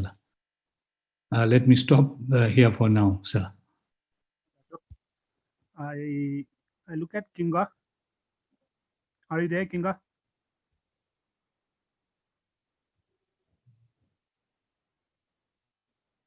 Kingal Hindu.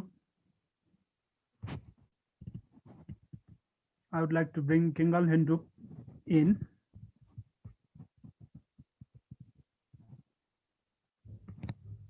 Or has he disappeared now? Just saw him moving around a bit. I don't see him there. Oh, he's moved out. I think he lost signal. Okay. Then I'll bring in Choing. We're talking about Diglam Namsha, Zakadosum, and the traditional social-cultural values. People, older people like us tend to think that the traditional cultural values is all about preservation of old way of life. But we have a younger generation of Bhutanese transforming our culture, our way of life, the way in which we talk. You mentioned in your presentation, right? Our youth and children interested more in Korean K-pop, and now we have Bhutanese rap culture. M Studio brings out lot of music, songs, which are fundamentally different from Shungda, Beda, etc. So how do we integrate, do you think, the youth culture into the larger education scheme in Bhutan? Lasla. I think the solution is in the question, and also the problem is also in the question.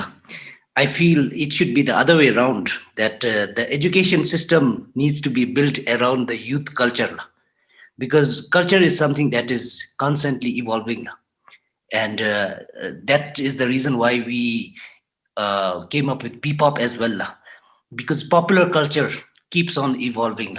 So it's never still, and that's one of the reasons I'm busy most of the times, because I have to keep up with the popular culture as well. So whatever is popular. And the other, to answer your question, how do we build youth culture into the education system? First of all, like I mentioned, it should be the other way around. And how do we address that?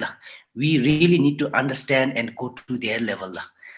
Suppose if I share my story, how we do things at the studio, once again, M Studio, I dedicate a lot of time in understanding my clients. When they come to the studio to record, I never record right away. I spend at least 30 minutes talking to them, trying to understand the way they talk, what is their natural tone, what are they comfortable with, what kind of music they listen to. And then I'm able to understand what needs to be recorded and what needs to be done.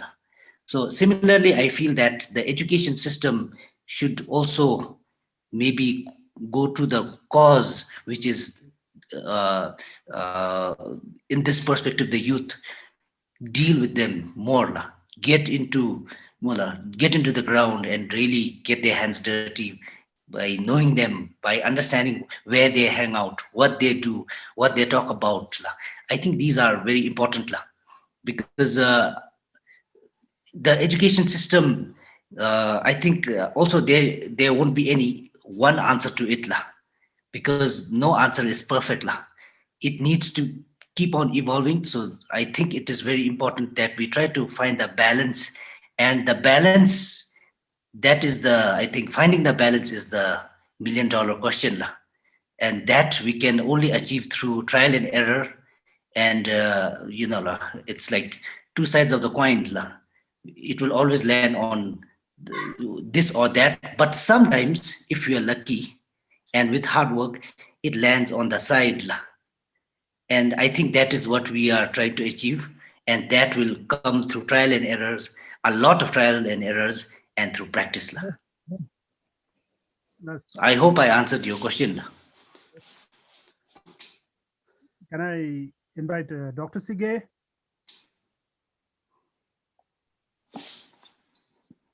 Lasla. Dr. Sige, how do you reconcile the preservation of social, cultural, traditional values with changing youth culture? For example, the way in which our children and youth dress, want to speak more English, more foreign, less Tonka, more rap, less Shunga, more Rixar, less Beda. How do you reconcile that? I think that's a difficult question, really.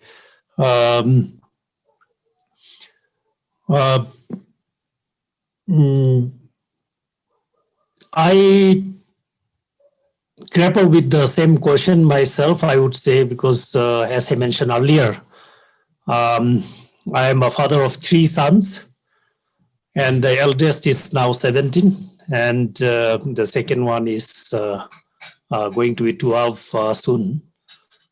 So really the same question comes to me. How I think the question really comes back to how do we try and bridge that gap, like Dr. Karma was sharing earlier.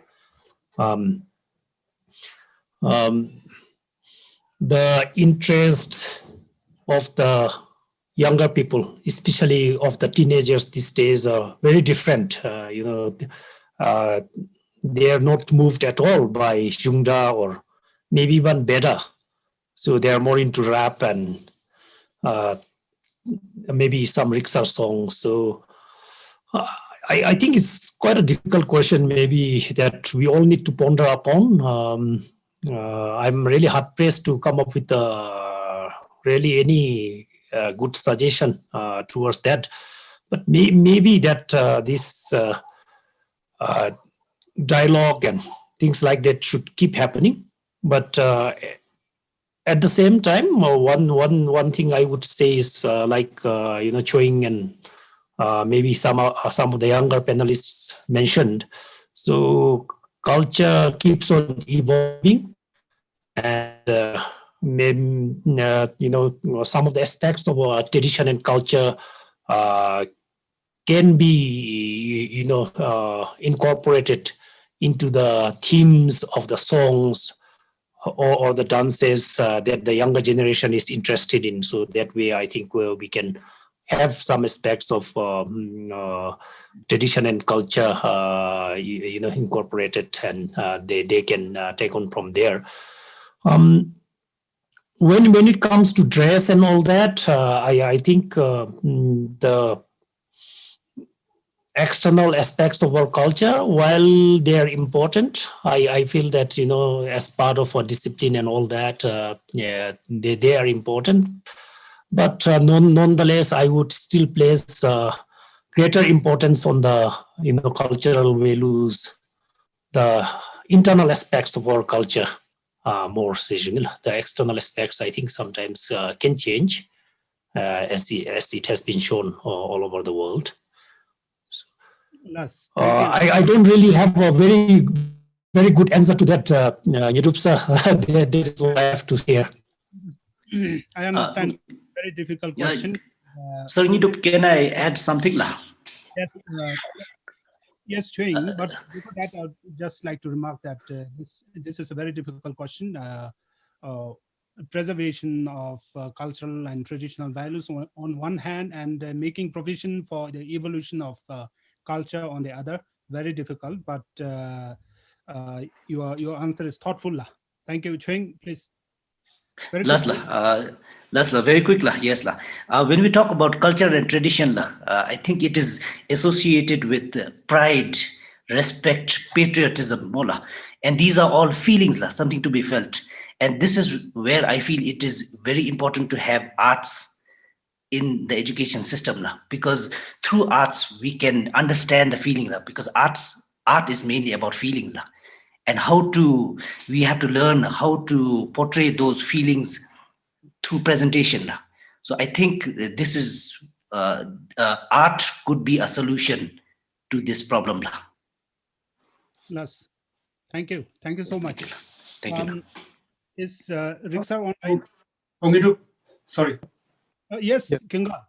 I wanted to. Sorry, I'm back. Sorry, I'm so sorry. It was getting a little chilly here, so I had to refill my coffee. Okay. So sorry about that. No problem. But I was back in time when Chuing was speaking. May I chip in? On the same issue?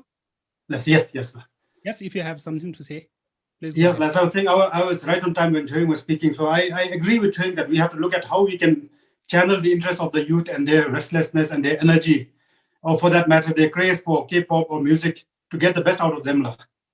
I think the so-called, as we all agree, Dr. Sikhi was mentioning also, the youth culture has changed over time, so much over time, especially after the introduction of internet in 1999. And then now with social media, I think it has personally gone beyond my imagination. I often find myself in awe and disconnected, even with their own daughters. I have two young girls who are in primary school. They have very limited access to internet and mobile phone, but their craze for K-pop, that they can understand Korean language, even from that limited access, and sing along with Korean singers, is amazing. It's unbelievable. So they have that, I think, urge for learning and thirst for learning in them. And we have to look at how we can channel this interest and this energy to get the best out of them. When I was in school, I'm sure most of us will agree, all we wanted to be was a doctor or engineer or a teacher. That was all we could imagine. Now today in the panel, it is refreshing to have Ishe, who is a space engineer, during my time, forget about the courage to aim to become one. I didn't even know that existed.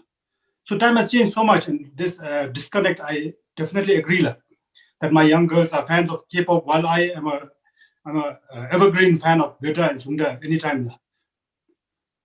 So very good to know that.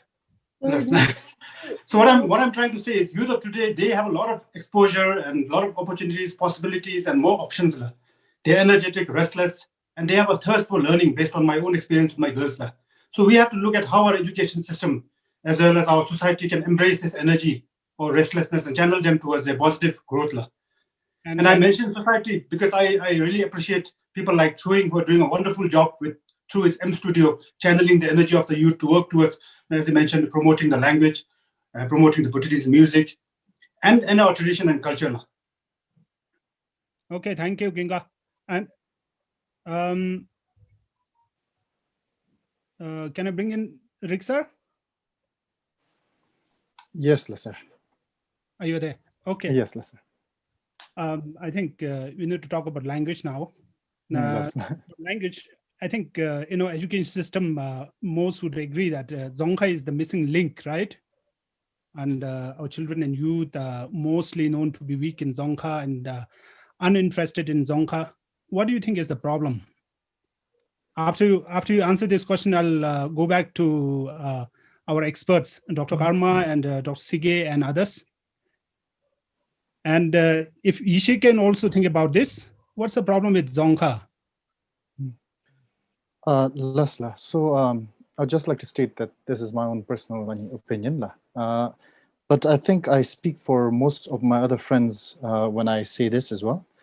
Right now, I feel maybe perhaps the problem with Dzongkha is basically that we're using a tool that was meant to be used in a different time period in another time period.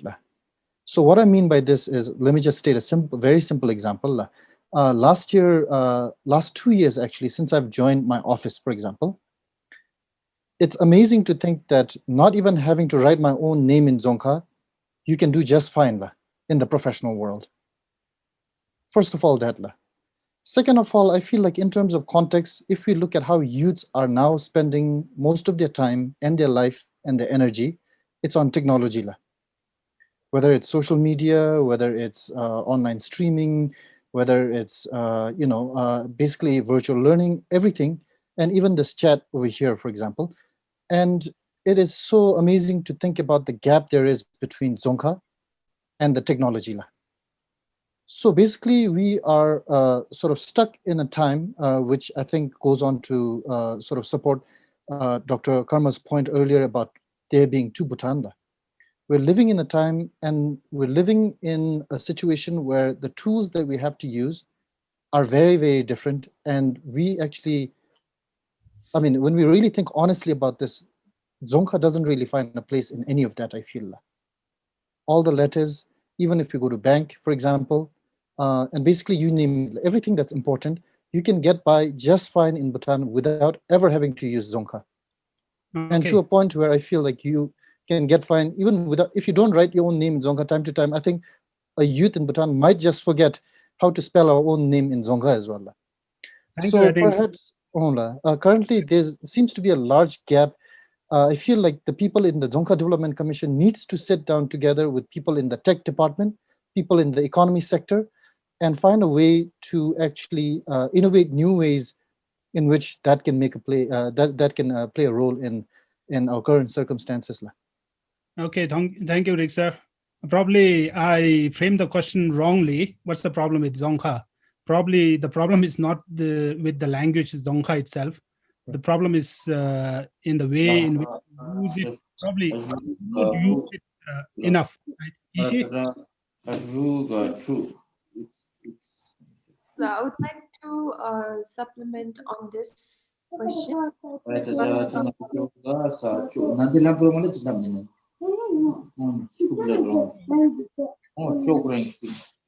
Somebody has come in. Can we have Ishi talk? Yes, La. So yes, I choose to disagree a little bit with Rick sir on his earlier point, saying that there's a disconnect between or there are two different worlds, because I personally feel that due to some circumstances in my upbringing or my childhood, I have kind of become like the face of both, in the sense that I have become a space engineer, which Sir Kinga also mentioned is a profession which he never thought of. So something very conventional and representative of the 21st century world. And at the same time, I would also like to admit that I am an ardent lover of the Dzongkha language. I think in Dzongkha, I really enjoy the language. Unlike most of the other youth, I really feel when I hear a Bedra song or a genre song. And for that matter, I just asked myself this question of how I became different from the rest of my friends and from the rest of the youth who are now facing this challenge of not being able to connect with our cultural identity. And when I look into that closely, I feel that there were several critical moments in my own childhood which has shaped me to be the person that I am today. One of the foremost important things is I had many occasions where I could make some connection with our cultural identity, in the sense that when I was growing up, I was mostly living with my grandparents because my parents had my younger siblings. So because of that circumstance, I was exposed to some of the very beautiful and authentic Bhutanese terms, Dzongkha terms, which are not really used by conventional parents or educated parents. And then thereafter, I also had several occasions in school when I was participating as a cultural prefect. So I was the cultural captain of the cultural group in YHS. And through those moments, when Lipin Karmawadi was explaining the meaning of the gestures that we make while dancing to a Bedra song or a Jundra song, it made a connection with my personal interpretation and feeling towards our cultural identity. So I feel that through this analysis, maybe it is not exactly that we have a not exactly that the main problem could be that there are very few instances where we can actually make connections with our culture in this present day and age. And for example, someone earlier mentioned that, young people getting more oriented towards Korean pop culture and the Western culture. Now it is time for us to ask ourselves, why is that happening?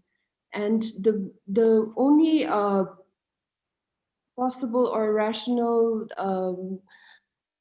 thinking from this is that, maybe we have far few areas or instances where we can actually connect. So for me, and maybe even in the way forward, when we look at integrating our culture into our daily lives, I feel that we should not look at it from a functionality point of view, uh, where you don't have to be forced to learn your culture and to love your culture, but at the same time, it can be an aspect of your life which will enhance. So by any means, your life will not be any less functional if you do not learn Dzongkha or do not learn to appreciate our culture.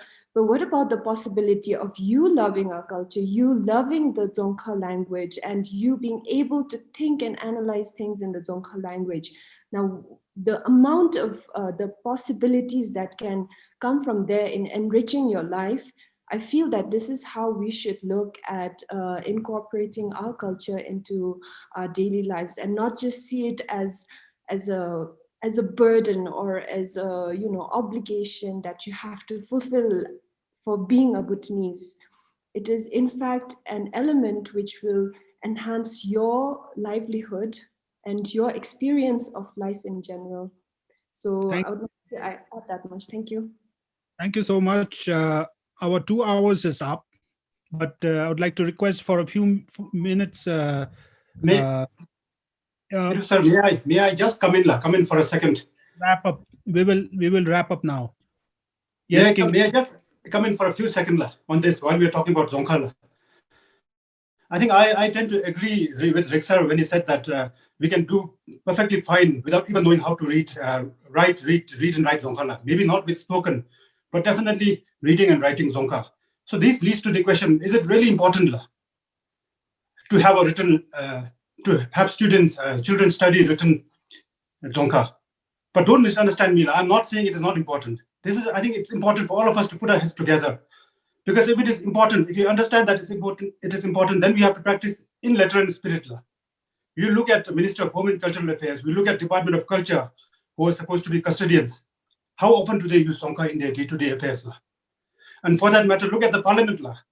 Thankfully, the discussions, the deliberations happen in Dzongkha, but all the acts are drafted in English and then translated to Dzongkha, just for the mere purpose of formality. And then all the minutes, meetings are conducted in English, minuted in English, and translated in Dzongkha, just for the sake of formality. So are we really serious about the importance of Dzongkha and preserving it and promoting it? I think this is a very important question. Okay, thank you. Dr. Karma, if language is an important vehicle for cultural transmission, how do we bring Dzongkha back to the forefront of Bhutanese education system? So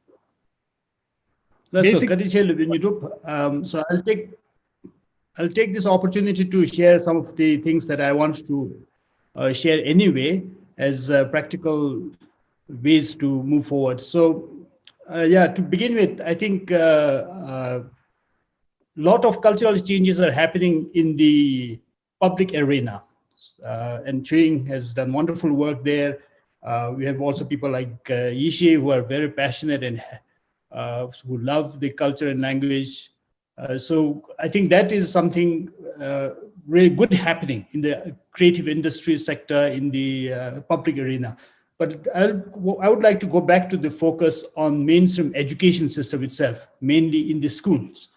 So when we talk about values and traditions in the school system, then obviously the issue of language comes up.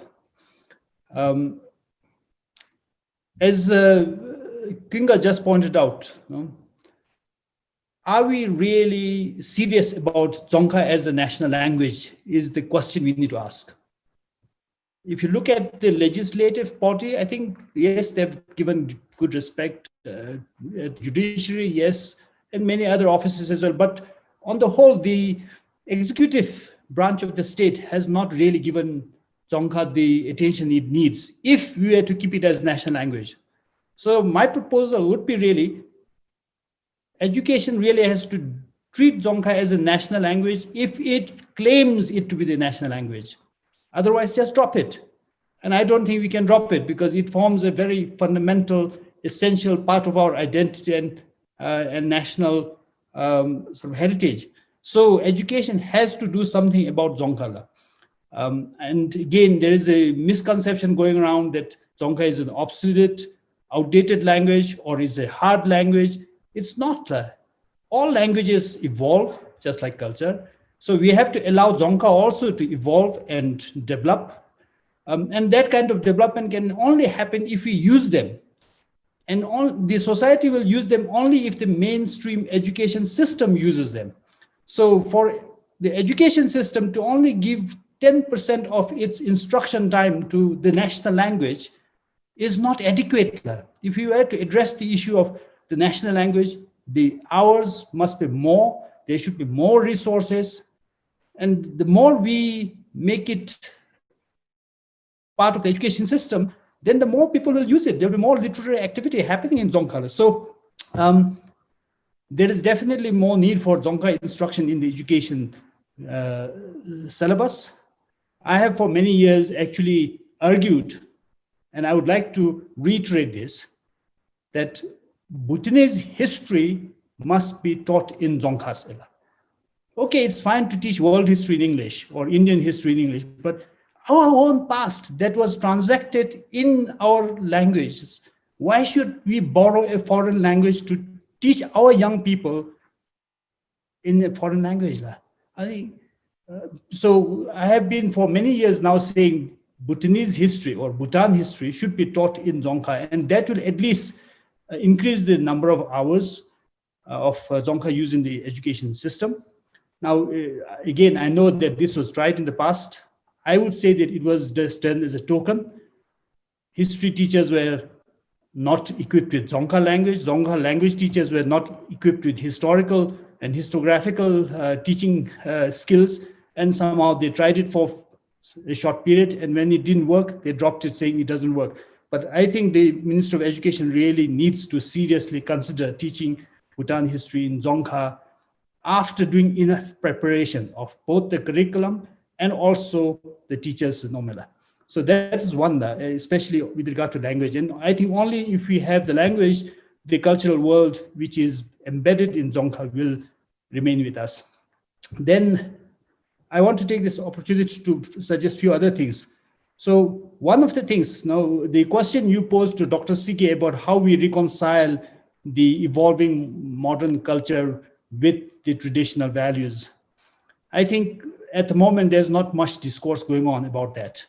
There's no clear understanding anywhere in Bhutan about what kind of cultural goal we should seek, what kind of cultural sort of fusion or integration we should go for. Of course, the popular culture will go on. There will be pop songs coming up. There will be Dzongkha raps coming up. But the state as a whole should have a goal, a vision, and that should be embedded in the school system.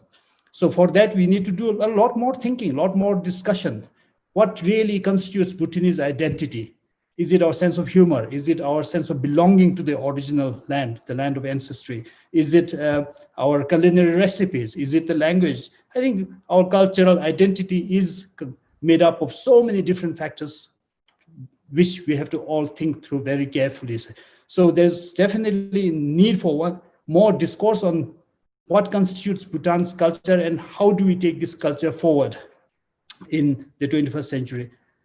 And to do this, I think our educationists really need to go and look into our own cultural heritage as well as Nomela.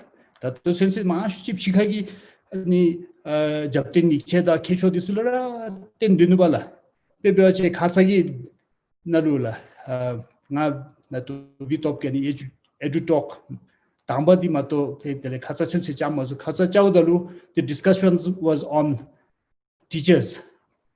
How did we lose the prestige of the teachers, the stature that teachers enjoyed? Now, if we actually look at our own heritage, the Buddhist system as an education program has a very, very well-developed theories and practices of teaching, and what a teacher should be. Lama Tenilu, Kiwishinging Nikole, 2,500 years of study and revision and research into what a teacher should be. The only theory this one is Mindubala Mashichi, Tanshugo, Mashichi Shikale, that Duram Nidasum Nalu Tendebi, Lam Luxu Disubagon, Tangachinalo Asirichohachapitsuma. And my request is really go back to our own roots and heritage to get an understanding of what can be integrated into the education system. This leads to the point I wanted to make, but Dr. Sewang already brought this up, discipline. This topic of discipline. That discipline is the ground on which everything happens.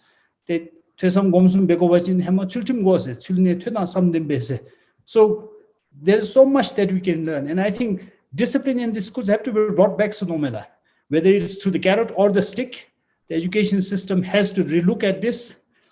Of course, we are not suggesting that disciplines like what Marpa imposed on Milarepa be brought back. I don't think our children will survive that. But I think there is need for some autonomy for the school management to decide what kind of discipline is to be implemented without any parental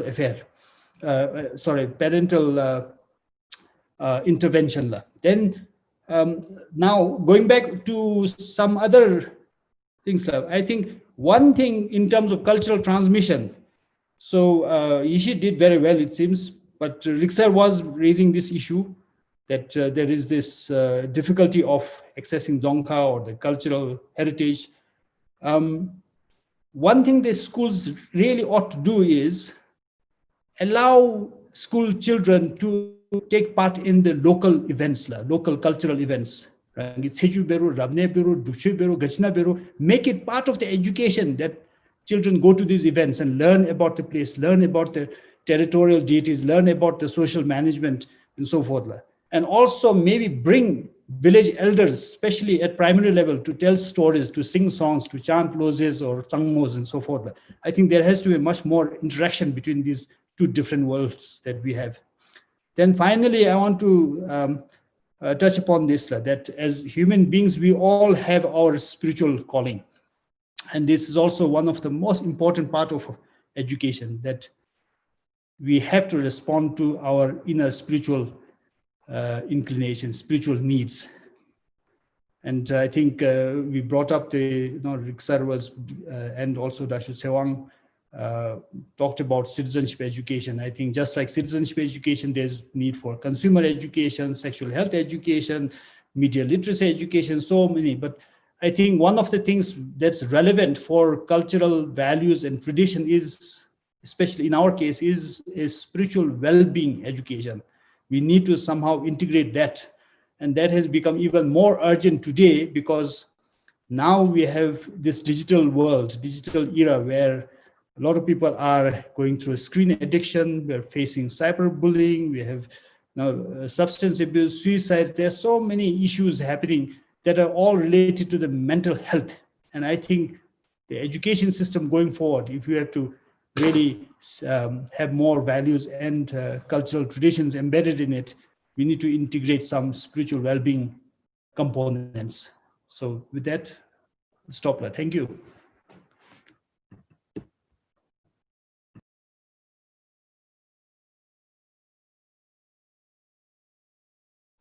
On YouTube, you need to unmute lah. YouTube sir, you need to unmute lah. Yes. Okay, sorry. Thank you, Doctor, very much. A lot of issues to mull over, a lot of questions that we need to ask ourselves. Before I wrap up, I would like to bring in Dr. Chenchol Hamo from outside our panel. Dr. Chenchol Hamo from Bhutan Center for Media and Democracy. Very briefly, can you share your thoughts?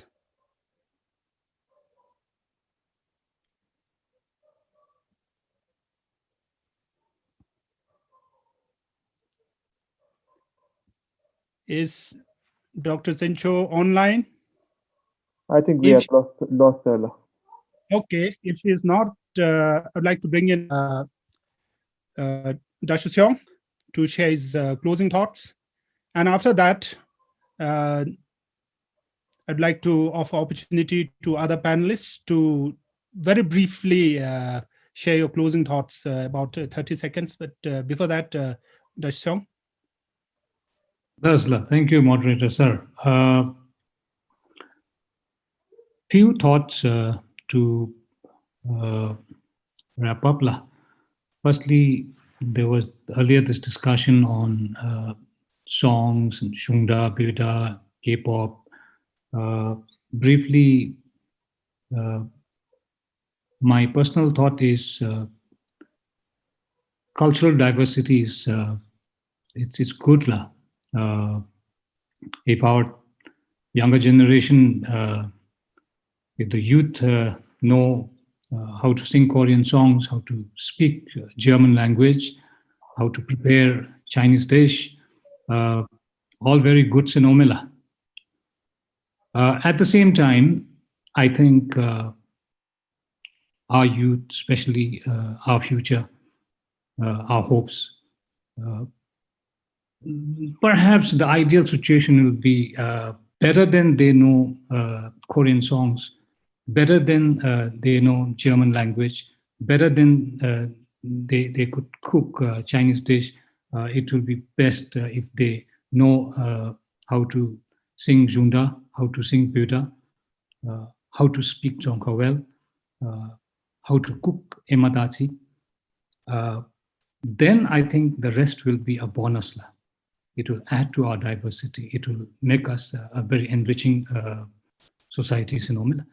But if going forward, all our youth, including your children, my children, they are all about K-pop, Korean drama, whatever, Korean language or foreign dishes, and they know very, very little about our own, then maybe we may be headed into trouble in terms of our identity.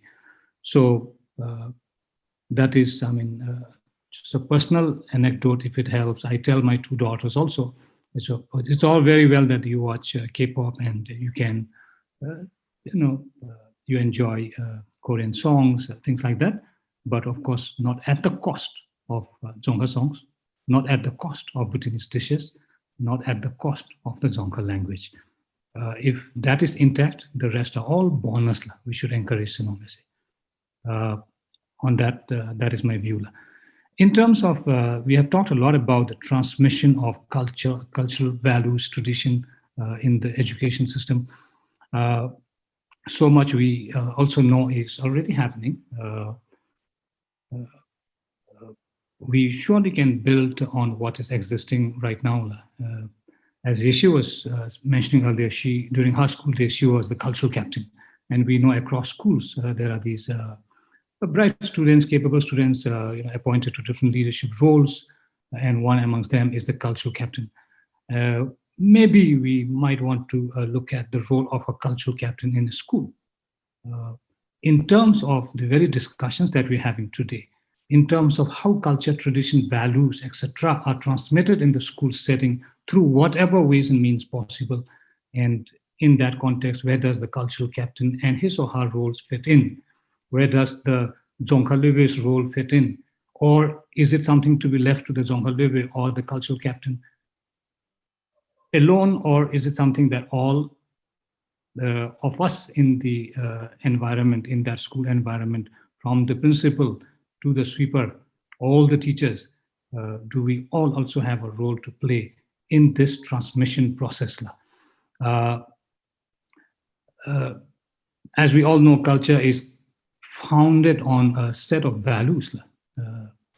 And I think certain things, I think strategically we may have to approach in the sense that the people under our custody in the school setting, they are little ones, they are very young children, and it will be important for us to, I feel, make them appreciate, the purpose of what they are doing, why they are doing what they are doing, or why is it important to do certain things. For example, going to a village, helping paint a stupa. Why is that important? I mean, taking them to the stupa and painting, if there is no backup explanation to that in a consistent manner for a long time. As Dr. Kamafinso was mentioning, we take children to Chechus and Losas and all these cultural festivities, make it part of the program, do it consistently, and I think more than anything, back up that activity with the reasons as to why we are doing what we are doing. And I think that that will be important, because if a child who's made to pray every day or every evening is made to understand what is the purpose of doing it, I think there will be greater appreciation and compliance to such activities. On the issue of Dzongkha, we are really in a kind of unique situation where both the Dzongkha language and the English language is kind of equally important to us. But the understanding that we currently have for most of us is that Dzongkha is not receiving as much importance as and attention as it should be receiving, given that it's our national language. So I think if Dzongkha is not given more priority over English, at least I think it should receive some more importance than what it is given today. That kind of discussion we also know is happening in the parliament. So there is a lot to be discussed. how do we really incentivize people to go to Taxi College, for example? What are the opportunities for Dzongkha graduates? So what are the incentives really?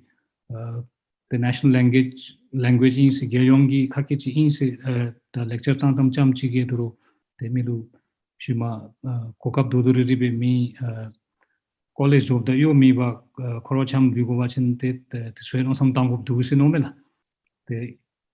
So I think that is also a very important discussion that we need to carry forward. At the same time, we also, Riksha was talking about Dzongkha and then of course technology. So it's quite interesting, and that some big countries like China, or Koreans, or some other countries, when people they message each other, we know most of them do in their language. Korean ni WhatsApp na text message tamuch in jimigi ta dire hami ko wala. Similarly, ru jamidi subere debe me. Khonde gya ha bomb juto be mi chub disuge anwe be watching ngachara zungi gya ha chunguna di de dubni roll up dalu technology use be messaging system all these apps use be dalu zonghai dina chube be chuwa chinte toro namsme henke lejum joni sumbe de thomme se this way put for thoughts email. And finally, that Tariki Ngachiki Dunsin, the culture, values, citizenship education, the service learning, Chidu, the service learning to Namasimichi, low lab matsu zumbe, ire, tato, Kokap Chilen, Bengaragi, some church Chunguchi, and service learning, the Namisimi Kachi to with Tom Mesila, the Aludi Chungu Galerala, when they were being brought up at very young age. We do all these SUPWs and other social work related activities, taking kids to the farms to help farming. All these, I think, could be even structured in a better way so that children really get the understanding of the purpose and the merit of service, serving others, serving the larger good, serving the larger community. And at RIX, for example, we since we are a leadership institute, we talk about, our leadership experts talk about what we call servant leadership. Servant leadership. How do we put serving others before, how do we prioritize serving others before yourself? How you need to be a great servant first before you aspire to become a great leader first. I think that kind of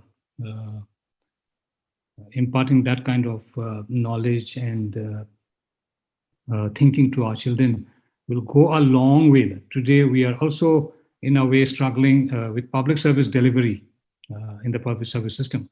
I think if all our future generations are taught from very young age, 2, 3, 4, over the years, till they finish primary school, till they finish high school, if they're taught on the importance, on the merit of service, the larger good, the larger, interest, selflessness, servant leadership, I think these will do us great good as we move into the future. And in all this, since we're talking about all these subjects, vis-a-vis education, I think we really need role models in our educators. We can discuss so many things that are important, but at the end, so much lies in the hands of our educators, our teachers. We really need role models to accomplish all this. And that actually raises a question in myself. Where does it really start? In the primary school classroom or in the classrooms at the Paro College of Education and the Samsi College of Education? So these are some of my final thoughts. Thank you so much. Thank you so much, Rasho. Now, before we wrap up, let me bring in Dr. Doji Wangchu, one of the organizers of EduTALK. Thank you, Nirup. I couldn't resist asking your permission to interject. Of course, I'll be having my my session tomorrow, where I will academically explain why practicing compassion and values and all the philosophical traditions are important. So that apart, but I just wanted to invite our parents, people of my generation, or my friend Kinga's generation. Now you're also in the older group, my friend. So I think we should let one thing that I have noticed when I was teaching in Sherapsi was that we tend to impose our unfulfilled dreams in our children. So I think we should let children be children, let youth be youth. Do not tell them like what they need to do, but if you really believe in what you want them to do, you do it yourself. Reading culture,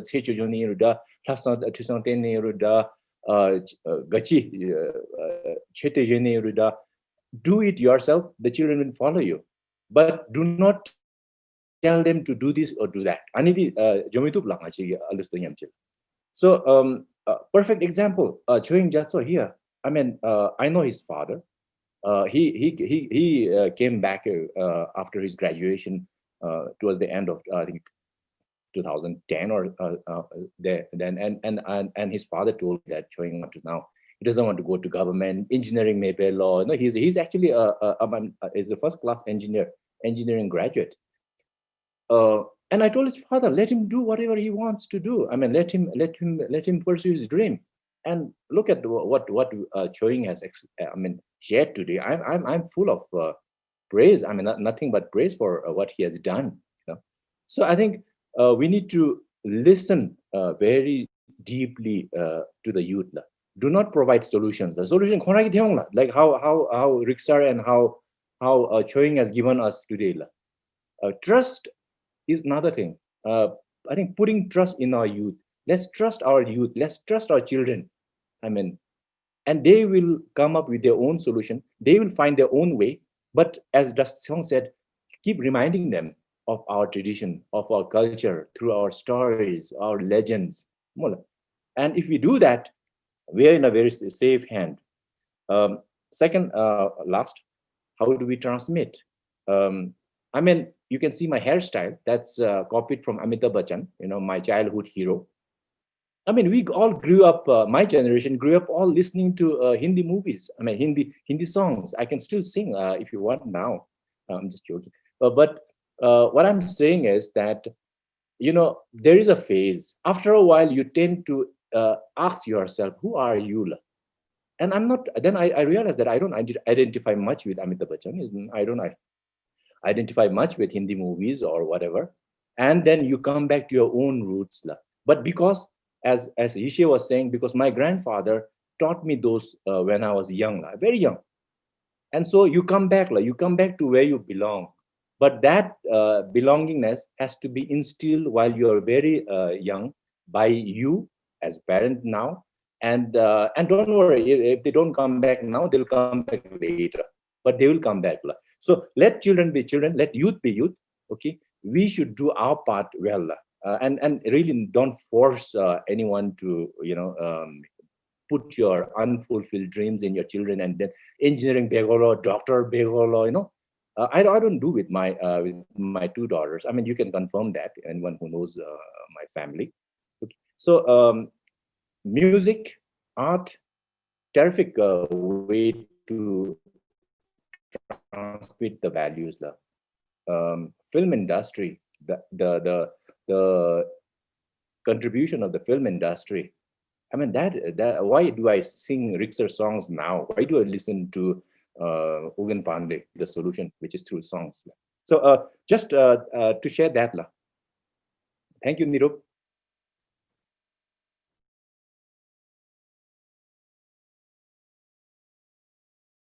Nirup, you're muted, I think. Bella. Sorry, I'm not used to this. Thank you, Doja sir, for the last thoughts, upbeat thoughts. On this note, we'll end the discussion. Sorry, other panelists, I can't give you any more opportunity for your last thoughts. But more or less, we have touched on all the important elements of today's discussion. Diglam Namsha and culture of discipline, the Dzongkha, how much or how much less do we use it, service learning. All of your thoughts, all of your perspectives added a lot of value and depth to this topic today. And I hope this discussion we had today will go a long way in supporting education reform in Bhutan. Thank you, everybody. Thank you, Choying. Thank you, Dr. Chawrinzi. Thank you, Dr. Karma. Thank you, Kinga. Thank you, Vishucharan. Thank you, Riksar. Thank you, Dr. Sige, and everybody. Stay safe and goodbye.